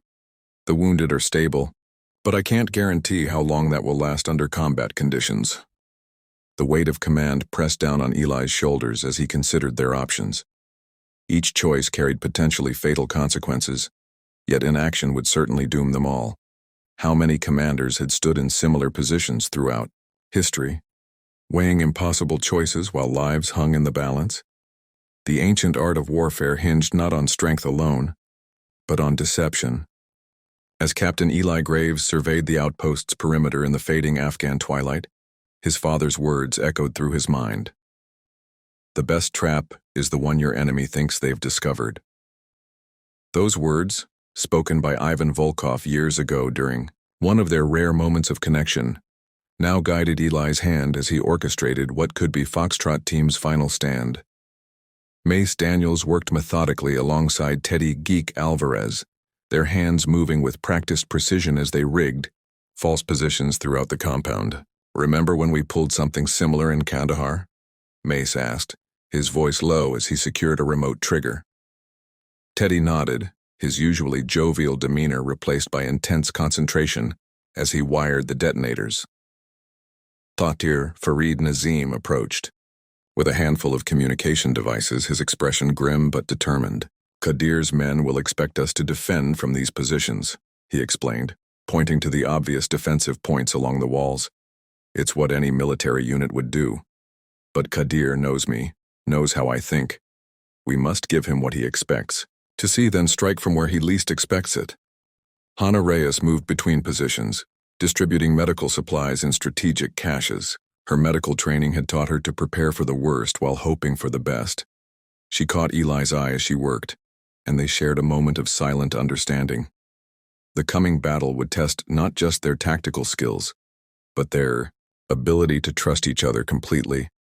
The team had developed an intricate network of false positions, dummy weapons, and rigged explosives. Teddy's technical expertise proved invaluable, as he integrated sophisticated motion sensors with simple tripwires. "It's like creating a digital maze," he explained to Mace, "but with very real consequences for anyone who steps wrong." Eli watched, as Lieutenant Nazim examined their handiwork with a critical eye. The lieutenant's intimate knowledge of Qadir's tactics had already proved invaluable, but would it be enough? The commander's ultimatum hung over them like a sword of Damocles: surrender by dawn or face annihilation. But Eli knew surrender wasn't an option, not with what they'd discovered about Qadir's true intentions. As night deepened, the team gathered in the command center, where Teddy had established their technical hub. Multiple screens displayed thermal readings and motion sensor data from around the perimeter. "We've created a digital nervous system," Teddy explained, his fingers dancing across keyboards. "Every movement, every heat signature, we'll know about it." Mace positioned himself near the main entrance, his experienced eyes scanning the darkness beyond. He'd been in enough battles to know that plans rarely survived first contact with the enemy, but something about this felt different. The way Eli had integrated everyone's strengths, the way each team member seemed to anticipate the other's needs. It spoke of something deeper than mere military training. Nazim shared his insights about Qadir's likely approach vectors, marking them on their tactical display. "He will try to overwhelm us with numbers," he said, his voice carrying the weight of personal experience. "But Qadir's pride will demand he lead from the front. He'll want to be the one to capture us himself." Hannah finished marking the last of her medical caches on their tactical map. "These positions give us maximum coverage while maintaining multiple escape routes," she noted, her medical training lending a different perspective to their defensive strategy. Each cache contained not just medical supplies but also ammunition and emergency rations, everything they'd need if cut off from their main position. The trap they'd laid was multi-layered, like a deadly game of chess where each piece served multiple purposes. False positions would draw fire and attention, while carefully concealed fighting positions would allow the team to strike from unexpected angles. Remote detonated charges were placed, not just for maximum damage, but to channel enemy movements into predetermined killing zones. As midnight approached, Eli gathered his team for final preparations. The weight of command settled heavily on his shoulders as he looked at each face in turn. These people had become more than just his unit. They were family. How many commanders had stood exactly where he stood now, preparing their people for what might be their final battle? The question that haunted them all remained unspoken. Would their elaborate preparations be enough to overcome Qadir's superior numbers? As they moved to their initial positions, Each team member carried not just their weapons and equipment, but the weight of their shared responsibility. Dawn would bring either their finest hour or their final stand. What none of them could know was that Qadir had his own surprises in store, surprises that would test not just their tactical preparations, but the very bonds that held them together, as a team. As the hours ticked down toward dawn, the trap was set. But who would ultimately be the hunter, and who would be the prey? The ancient Soviet equipment hummed to life under Teddy Geek Alvarez's skilled hands, casting an eerie green glow across his focused features. What others saw as obsolete junk, he recognized as weapons of a different sort, ones that could turn the tide of their desperate situation without firing a single bullet. "You sure this will work?" Mace asked, hovering over Geek's shoulder as the young specialist connected a maze of cables between salvaged radio units and their modern equipment. The question carried the weight of their entire team's survival. "These old frequencies are like ghost roads," Geek explained, his fingers dancing across makeshift controls. "Commander Rahmani's forces are listening to everything on modern bands, but nobody monitors these Soviet-era channels anymore except—" He glanced meaningfully at Captain Graves. Eli nodded, understanding the reference to his father Ivan's old tactics. "Except the old guard who never forgot the lessons of the first, Va." The bitter irony wasn't lost on him. Using his father's methods might be their salvation. Nazim studied the jerry-rigged setup with professional interest. The commander's age works against him. He'll recognize these transmission patterns from his younger days. The question is, will that make him more cautious or more aggressive? Hannah Reyes paused in organizing her medical supplies to join the discussion. "What exactly are we broadcasting?" The concern in her voice reflected their shared awareness of the risks involved in any deception. Geek's fingers flew across the keyboard of his laptop, now improbably connected to equipment older than himself. Multiple phantom signatures. Making it look like we've got friendly forces approaching from 3 directions. The real beauty is in the degradation. These signals are supposed to look partially corrupted, just like they would have 30 years ago. The plan relied on Commander Rahmani's personal history as much as technology. Would the seasoned warrior recognize the ghost of his own past in these transmissions? The team had bet their lives on this psychological warfare, gambling that their adversary's experience would work against him. Eli watched Geek work, seeing shades of his father's ingenuity in the young specialist's approach. Ivan had always preached about using an enemy's strength as their weakness. Now his son was orchestrating a symphony of electronic deception that would have made the old Russian proud. The best part? Geek continued, his excitement barely contained. "We're mixing in actual intercepted communications from Rahmani's own forces. When his men hear familiar voices coming from impossible directions, it'll add another layer of confusion." Lieutenant Nazim raised an eyebrow. "You can isolate and replay their transmissions that precisely. Soviet equipment was built like tanks, including their recording capabilities," Geek explained. "The quality isn't perfect, but that works in our favor.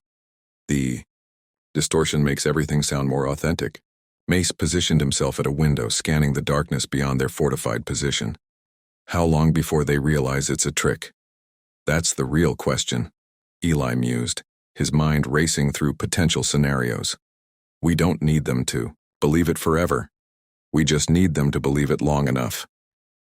The complexity of their deception extended beyond simple fake transmissions. Geek had crafted an elaborate digital tapestry, weaving together past and present truth and fiction. Each false signal was carefully degraded to match the limitations of 30-year-old equipment. Every phantom force supposedly approaching their position carried echoes of real units that had operated in these mountains decades ago. "There's something poetic about it," Hannah observed, watching the ancient machines pulse with new purpose. "Using the voices of the past to fight for our future." The team fell into a focused silence as Geek made final adjustments.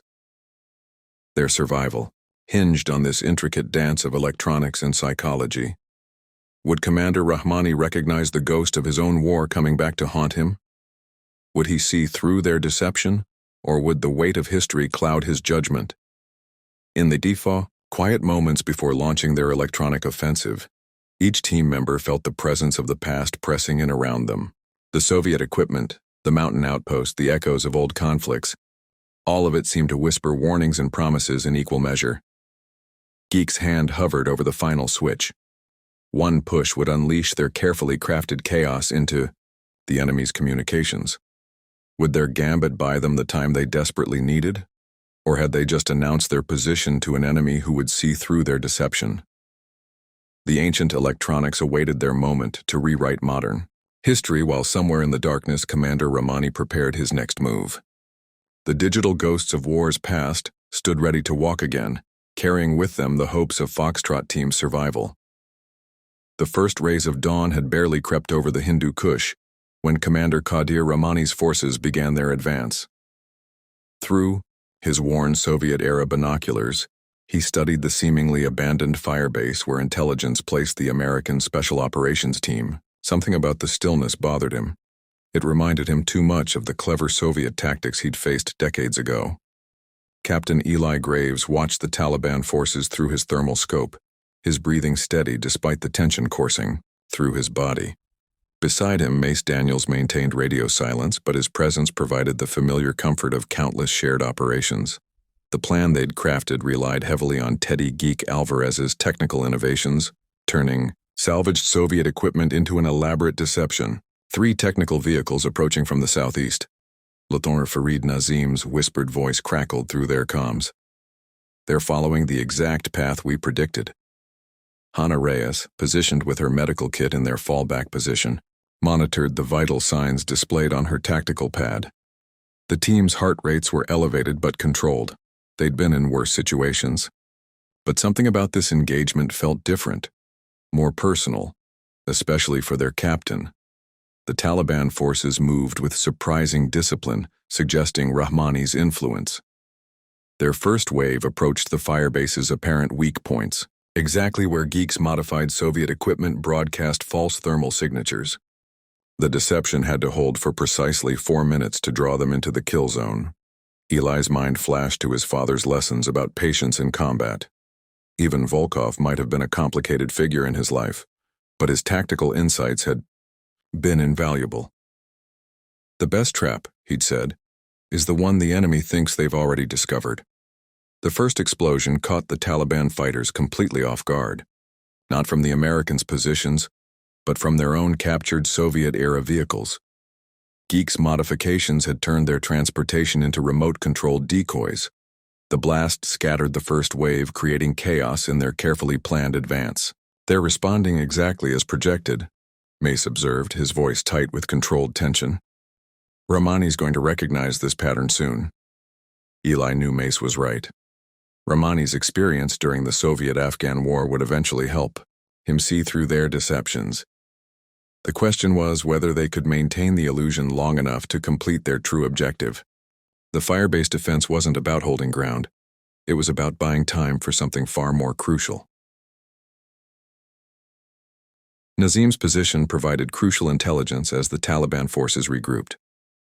Second wave forming up, but they're hesitating. Rahmani's not with the main force, he's observing from the ridgeline. This detail caught Eli's attention. Rahmani's position choice suggested he suspected something beyond the obvious trap. The commander's Soviet training would recognize elements of old Russian doctrine in their defense, doctrine Eli had learned from his father. Hannah's voice cut through the tactical chatter. Movement on our western flank. They're probing for weaknesses in our perimeter. Her medical training had honed her observational skills beyond just treating wounds. She often spotted patterns others missed. Geek's network of salvaged equipment continued feeding false data to the Taliban forces, but each passing minute increased the risk of detection. His technical improvisations had turned their limited resources into a force multiplier, but technology could only deceive for so long. The true test would come when Rahmani realized the nature of their deception. The commander's reputation suggested he wouldn't fall for the same trick twice, and his forces outnumbered Foxtrot Team significantly. Their advantage lay in making him question every move, every apparent weakness. Eli watched through his scope as the Taliban forces began their second push. Their movement patterns had changed. becoming more cautious, more probing. Rahmani was adapting, learning. The question wasn't if he would see through their deception, but when. The morning sun now fully illuminated the battlefield, casting long shadows that complicated both visual and thermal signatures. Time was both ally and enemy.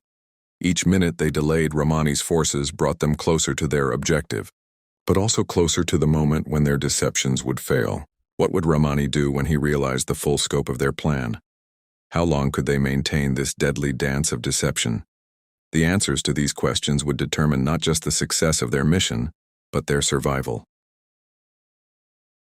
Commander Qadir Rahmani stood atop the ridgeline, his weathered face betraying no emotion as he watched the aftermath of his first failed assault.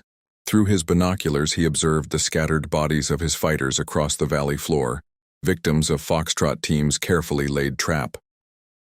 But unlike his younger commanders who saw only failure, Qadir recognized something far more valuable: information. Inside the compound, Captain Eli Graves moved methodically between defensive positions, checking on his team while processing their next move.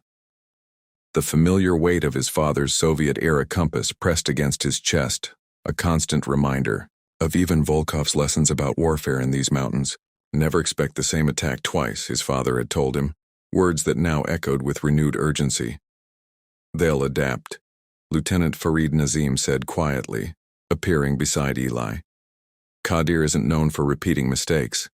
The intelligence officer's assessment aligned with Eli's own thoughts, prompting a silent nod of agreement. How many times had Qadir faced similar situations during the Soviet invasion, learning and evolving with each engagement? Across the compound, Sergeant Mace Daniels worked with Corporal Teddy Alvarez to reconfigure their defensive positions. The young tech specialist's fingers flew across his tablet, updating their surveillance grid to account for new blind spots revealed during the first assault.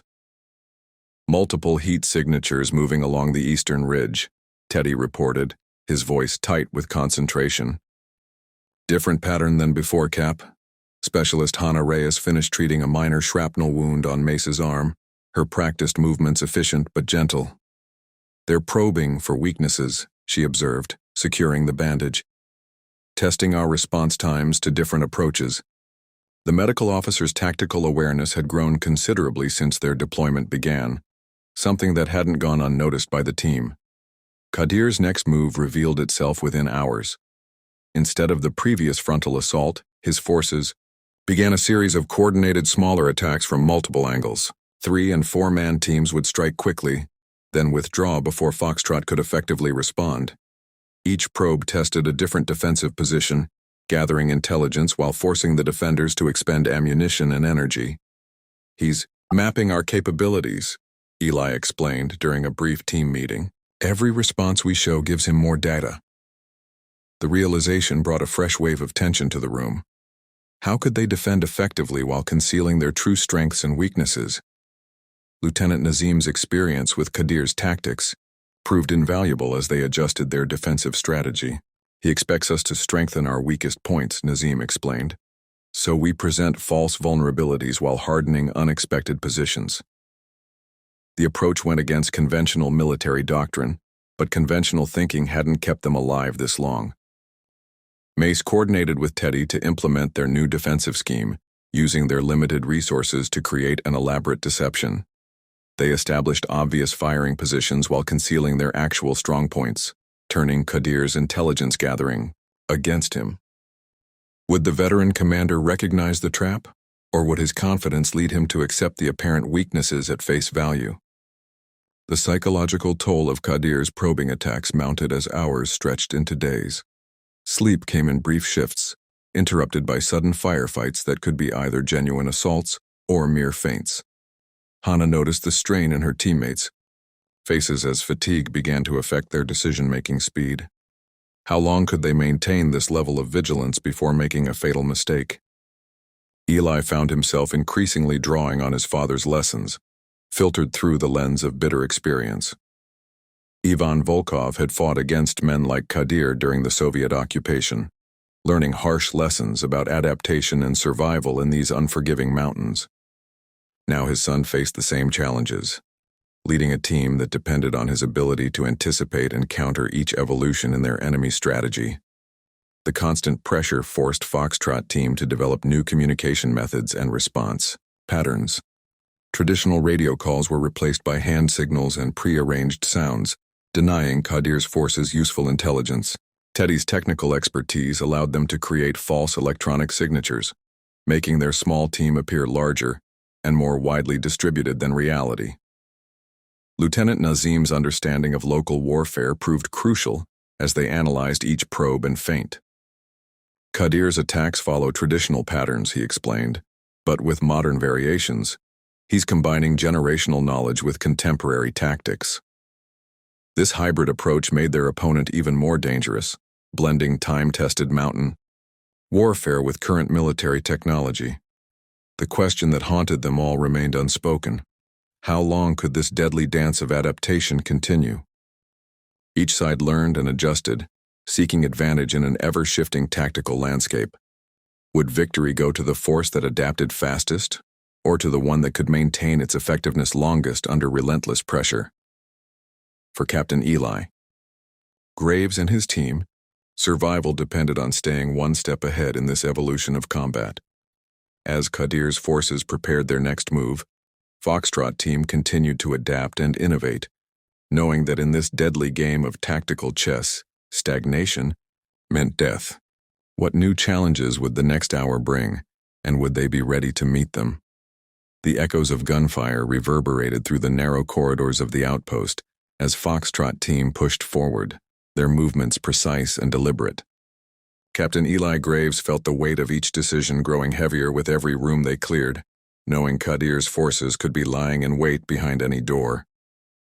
Three-man stack, Eli whispered into his comm, positioning himself behind Mace.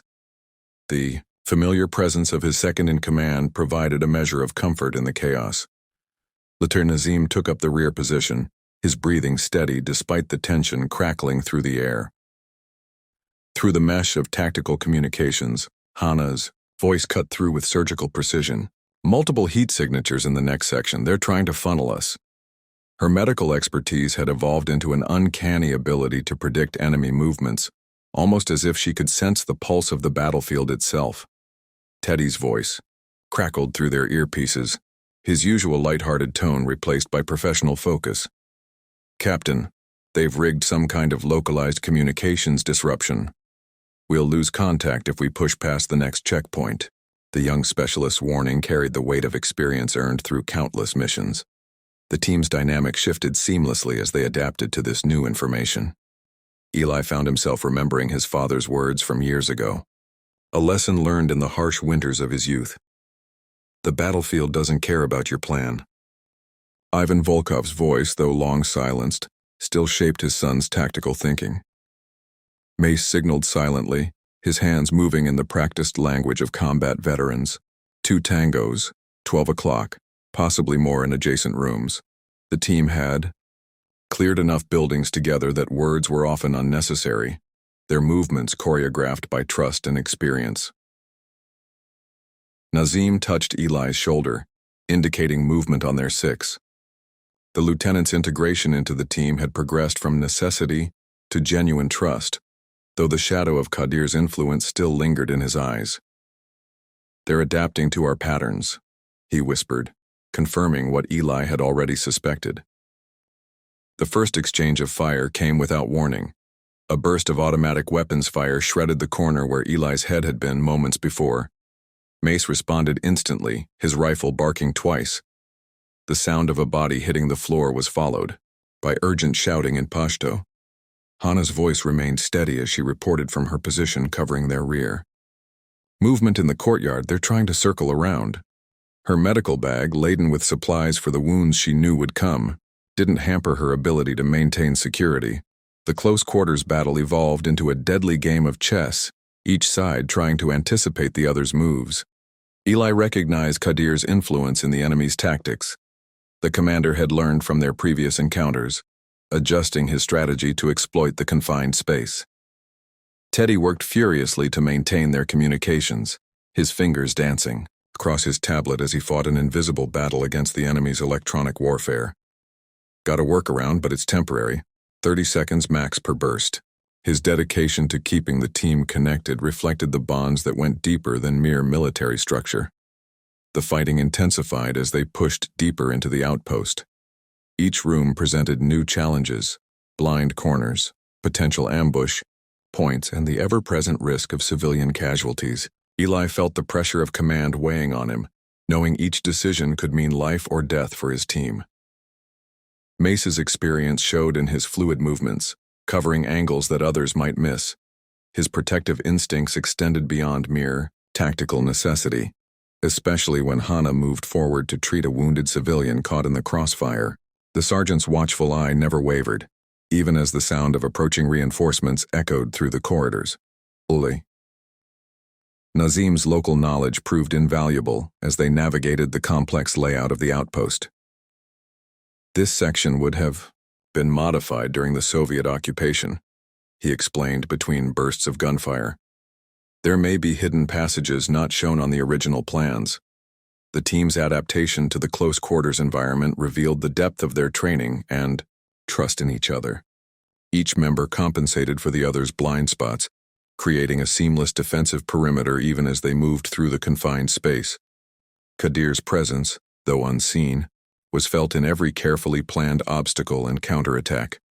The commander's intimate knowledge of the outpost's layout suggested this confrontation had been long in the planning. What other surprises had he prepared? How many more rooms would they need to clear before reaching their objective? The questions hung in the air like the acrid smell of gunpowder, driving the team forward even as the cost of each advance grew steeper. The close quarters battle had become a test of not just their tactical skills, but their ability to trust each other in the most demanding of circumstances. The sharp crack of gunfire echoed through the confined corridors of the outpost. As Foxtrot, team pressed forward, their boots leaving bloody prints on the concrete floor. Lieutenant Farid Nazim's intelligence had proven invaluable, guiding them through the maze-like structure with precision that could only come from intimate knowledge of the facility, but knowledge alone wouldn't keep them alive. Captain Eli Graves watched Nazim's movements with the calculating eye of someone who had learned the hard way about trust. His father, Ivan Volkov, had taught him that lesson years ago. Trust, like ammunition, was a resource to be carefully managed. Yet something about Nazim's unwavering focus and dedication to the mission stirred memories of his father's rare moments of genuine loyalty. The team moved in practiced formation, with Mace, Daniels covering their six while Teddy Geek Alvarez worked to disable the facility's remaining security systems. Hana Reyes kept close to the center, her medical kit ready, knowing that in close quarters combat like this, injuries were not a matter of if, but when. The tension in the air was thick enough to cut with a knife. Contact front, Nazim's warning, came just seconds before bullets began tearing through the air. Commander Rahmani's men had set up an ambush at the intersection ahead, using the architectural advantages of the outpost against them. The team scattered for cover, but the confined space left them with limited options. Eli's mind raced through tactical scenarios, each one ending in potentially devastating casualties. He could hear his father's voice in his head, cold and calculating. Sometimes, son, victory requires sacrifice. But whose sacrifice would it be this time? Nazim's voice cut through the chaos. Captain, there's a maintenance shaft above the next section. If we can get someone up there, we can flank their position. The lieutenant's eyes met Eli's, and in that moment, a silent understanding passed between them. Trust, like respect, had to be earned in blood. Mace recognized the look in his commander's eyes. Sir, let me take point on this. I can... But Nazim was already moving. No time. I know the layout. I'll draw their fire while you reposition. Before anyone could object, he broke from cover, his weapon blazing as he provided suppressing fire. The enemy's attention shifted exactly as planned. Hana's breath caught as she watched the scene unfold. Her medical instincts screamed at her that this was a suicide play, but her tactical training understood the necessity. The team needed those precious seconds to maneuver, and Nazim was buying them with the only currency that mattered in combat: his life. The lieutenant's gambit worked. As Rahmani's men focused their fire on Nazim's position, Eli led the team through the maintenance shaft. They could hear the fierce exchange of gunfire below, punctuated by Nazim's controlled bursts of return fire. Each shot felt like a countdown. Teddy worked feverishly on his tablet, trying to access the outpost systems. "If I can just get into their security feed, maybe we can—" His words were cut short by a sound they all dreaded: Nazim's cry of pain, followed by the distinctive thud of a body hitting concrete. The team emerged behind the enemy position exactly as planned, their coordinated fire devastating Rahmani's men before they could react. But victory came with a price. As the echo of gunfire faded, Hana was already sprinting toward Nazim's position, her training warring with her humanity. Blood pooled around the lieutenant's body, his breathing shallow but present. The bullet had found a gap in his armor, and Hana's experienced eyes told her what she didn't want to admit. Some wounds couldn't be fixed with bandages and determination. Nazim's eyes focused on Eli as the captain knelt beside him. "Did it work?" he asked, his voice barely above a whisper. The question carried weight beyond the immediate tactical situation. It was about trust, about redemption, about proving that loyalty transcended borders and old prejudices. Eli's response caught in his throat. How many times had he been in this position, watching good soldiers pay the ultimate price? His father would have called it necessary sacrifice, but Eli had learned that each death carried a piece of those left behind. The question hanging in the air wasn't just about their mission success. It was about whether Nazim's sacrifice would change how they viewed allies in this complex war. Whether trust given in blood could bridge the gaps created by years of suspicion and conflict. As Hana worked frantically to stabilize him, the team faced a harsh reality. Sometimes the greatest acts of loyalty come from those we least expect. What would this sacrifice mean for the mission ahead? How would it affect the team's ability to trust future allies? And most importantly, could they honor Nazim's sacrifice by completing the mission he had given his life to support? The weight of command bore down on Captain Eli Graves as he watched Latar Nazim's blood seep into the Afghan soil. How many more sacrifices would this mission demand? The lieutenant's selfless act had bought them precious time, but the cost kept mounting. Through his scope, Eli tracked Commander Rahmani's forces advancing through the valley below, their movements precise and purposeful. They were being hunted by a man who knew exactly what he was doing. Mace, status on the lieutenant. Eli kept his voice steady, though concern threaded through his words. The sergeant's hands worked quickly over Nazim's wound while Hana prepared additional medical supplies. "Through and through, Captain. Hana's got him stabilized, but he's out of the fight," Mace reported, his usual bravado replaced by grim determination. The bond between the team members had grown stronger through each trial, making every injury feel personal. Teddy's voice crackled over the comm. "Captain, I've got movement on the eastern ridge. They're trying to flank our position." The young specialist's technical expertise had proven invaluable throughout the mission, his surveillance systems providing crucial intelligence. The situation was deteriorating rapidly. Eli's mind raced through the possibilities, each scenario playing out like a deadly chess match. Would Rahmani expect him to implement the very same Soviet-era tactics his father had once used? The ghost of Ivan Volkov seemed to hover at the edges of Eli's consciousness, a constant reminder of unresolved questions and inherited strategies. "Execute Phase 3, Eli commanded, his decision made. "Teddy, deploy the sonic markers as planned." "Mace, get Nazim ready to move. Hana, you're on overwatch." The team responded with practiced efficiency, each member understanding their role in what was about to unfold. The ghost move was a complex deception, one that Ivan had detailed in his old field journals. It required perfect timing and absolute trust between team members.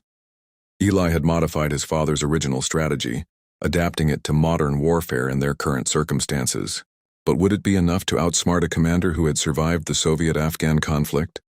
Hana positioned herself behind a rocky outcropping, her medical kit secured, but within reach. Something feels different about Rahmani's approach, Captain, she observed, her instincts honed by countless operations.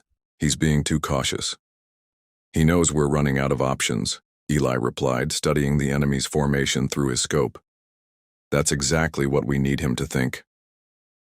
The ghost move relied on the enemy's expectations, using their own assumptions, against them. Teddy's fingers flew over his tablet, programming the sonic markers that would help sell their deception. Markers are hot, Captain. Ready on your signal.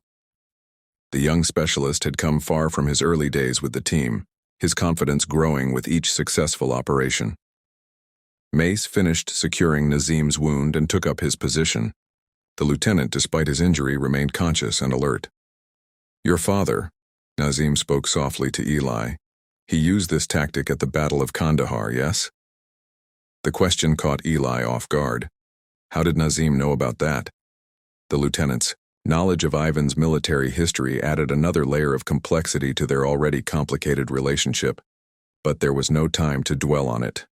Team, commence ghost move on my mark, Eli ordered, pushing aside the questions that threatened to distract him. The success of their mission and their survival depended on perfect execution. Each team member tensed, ready to play their part in the elaborate deception.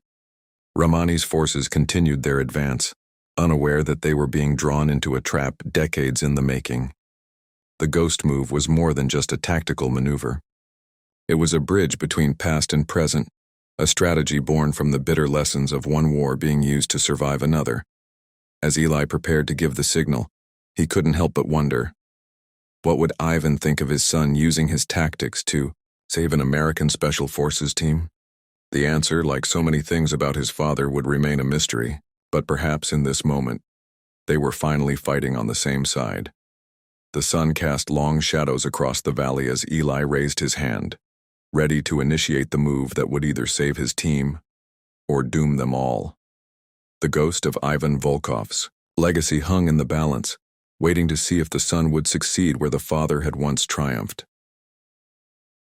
The first rays of morning light pierced through the dust-laden air as Captain Eli Graves watched the horizon, his weathered hands gripping his rifle with practiced familiarity, the echoes of his father's voice. Ivan Volkov's final lessons about warfare in these very mountains rang through his mind. How many times had the old Russian warned him about the treacherous nature of dawn operations in Afghanistan? Mace Daniels crouched beside his commander, his breathing steady despite the tension coursing through their position. The sergeant's eyes never left the valley below, where Commander Rahmani's forces were unknowingly walking into their carefully orchestrated trap. Just like Kandahar 19, Mace whispered, referencing the mission that had forged their unshakable bond loyalty. Farid Nazim's voice crackled through their comms, his usual composed tone carrying an edge of urgency. Thunder 6, this is Whiskey 3. Target elements are approaching the primary engagement zone. Estimated time to contact, 3 minutes. The lieutenant had proven himself invaluable, his intimate knowledge of local warfare tactics helping refine their strategy to perfection. From her position providing medical coverage, Hannah Reyes monitored her teammates' vital signs through their tactical gear. The elevated heart rates told their own story of anticipation and controlled anxiety. All vitals holding steady, she reported, her calm voice a balm to the pre-battle tension, but Teddy's showing signs of stress. Corporal Geek Alvarez was indeed struggling to maintain his composure, but not due to fear. His fingers flew across his tactical tablet, coordinating with the incoming air support that would turn the tide of this confrontation. Captain, our birds are 2 minutes out. The targeting matrix is locked and loaded. Eli's mind raced through the variables, weighing them against the lessons learned from both his father's successes and failures in these mountains. How many times had Ivan Volkov faced similar moments of decision? What would he make of his son's adaptation of old Soviet tactics? Commander Rahmani's forces moved with practiced precision, but they were walking into a trap decades in the making. The irony wasn't lost on Eli, using his father's old Soviet playbook against an enemy who had learned warfare in the same brutal school. The question was, had Rahmani studied those lessons as thoroughly as Eli had? Mace shifted slightly, his movement drawing Eli's attention. "Sir, permission to speak freely?" At Eli's nod, he continued, "Your old man would be proud of this one. It's exactly the kind of crazy he would have pulled." The comment struck deeper than Mace could know.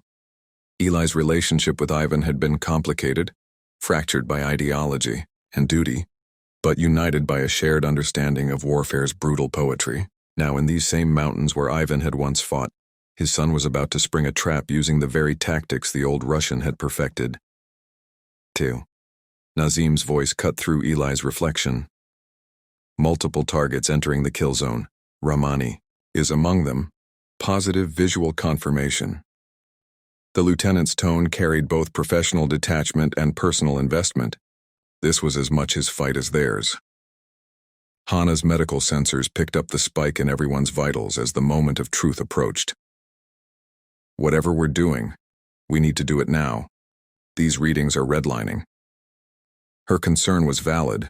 The human body could only maintain such heightened states of alertness for so long. Teddy's fingers continued their dance across his equipment. "Air support is 60 seconds out. Targeting solutions are locked. We're going to light up this valley like the 4th of July. Despite his nervous energy, his technical execution remained flawless. The pieces were in place. Years of training, months of planning, and generations of tactical knowledge converged on this moment. Eli thought of his father's last words about warfare in Afghanistan. "The mountains don't take sides, son, they just watch and wait for mistakes." Would Rahmani recognize the trap before it was too late? Would the ghost of Soviet tactics, resurrected through Ivan Volkov's son, prove as effective as they had decades ago? The answers lay in the next few moments, as dawn painted the valley in shades of gold and shadow. The time for reflection was over. Eli keyed his comm, his voice steady and clear. "All elements execute on my mark."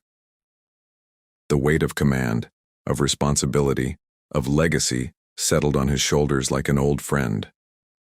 How many sons had stood in similar positions, carrying the weight of their father's lessons into battle? Up next, we have 2 more incredible stories that are waiting for you. Just click the image you want to watch, and it will take you there. If you enjoyed this video, make sure to subscribe. It would mean a lot.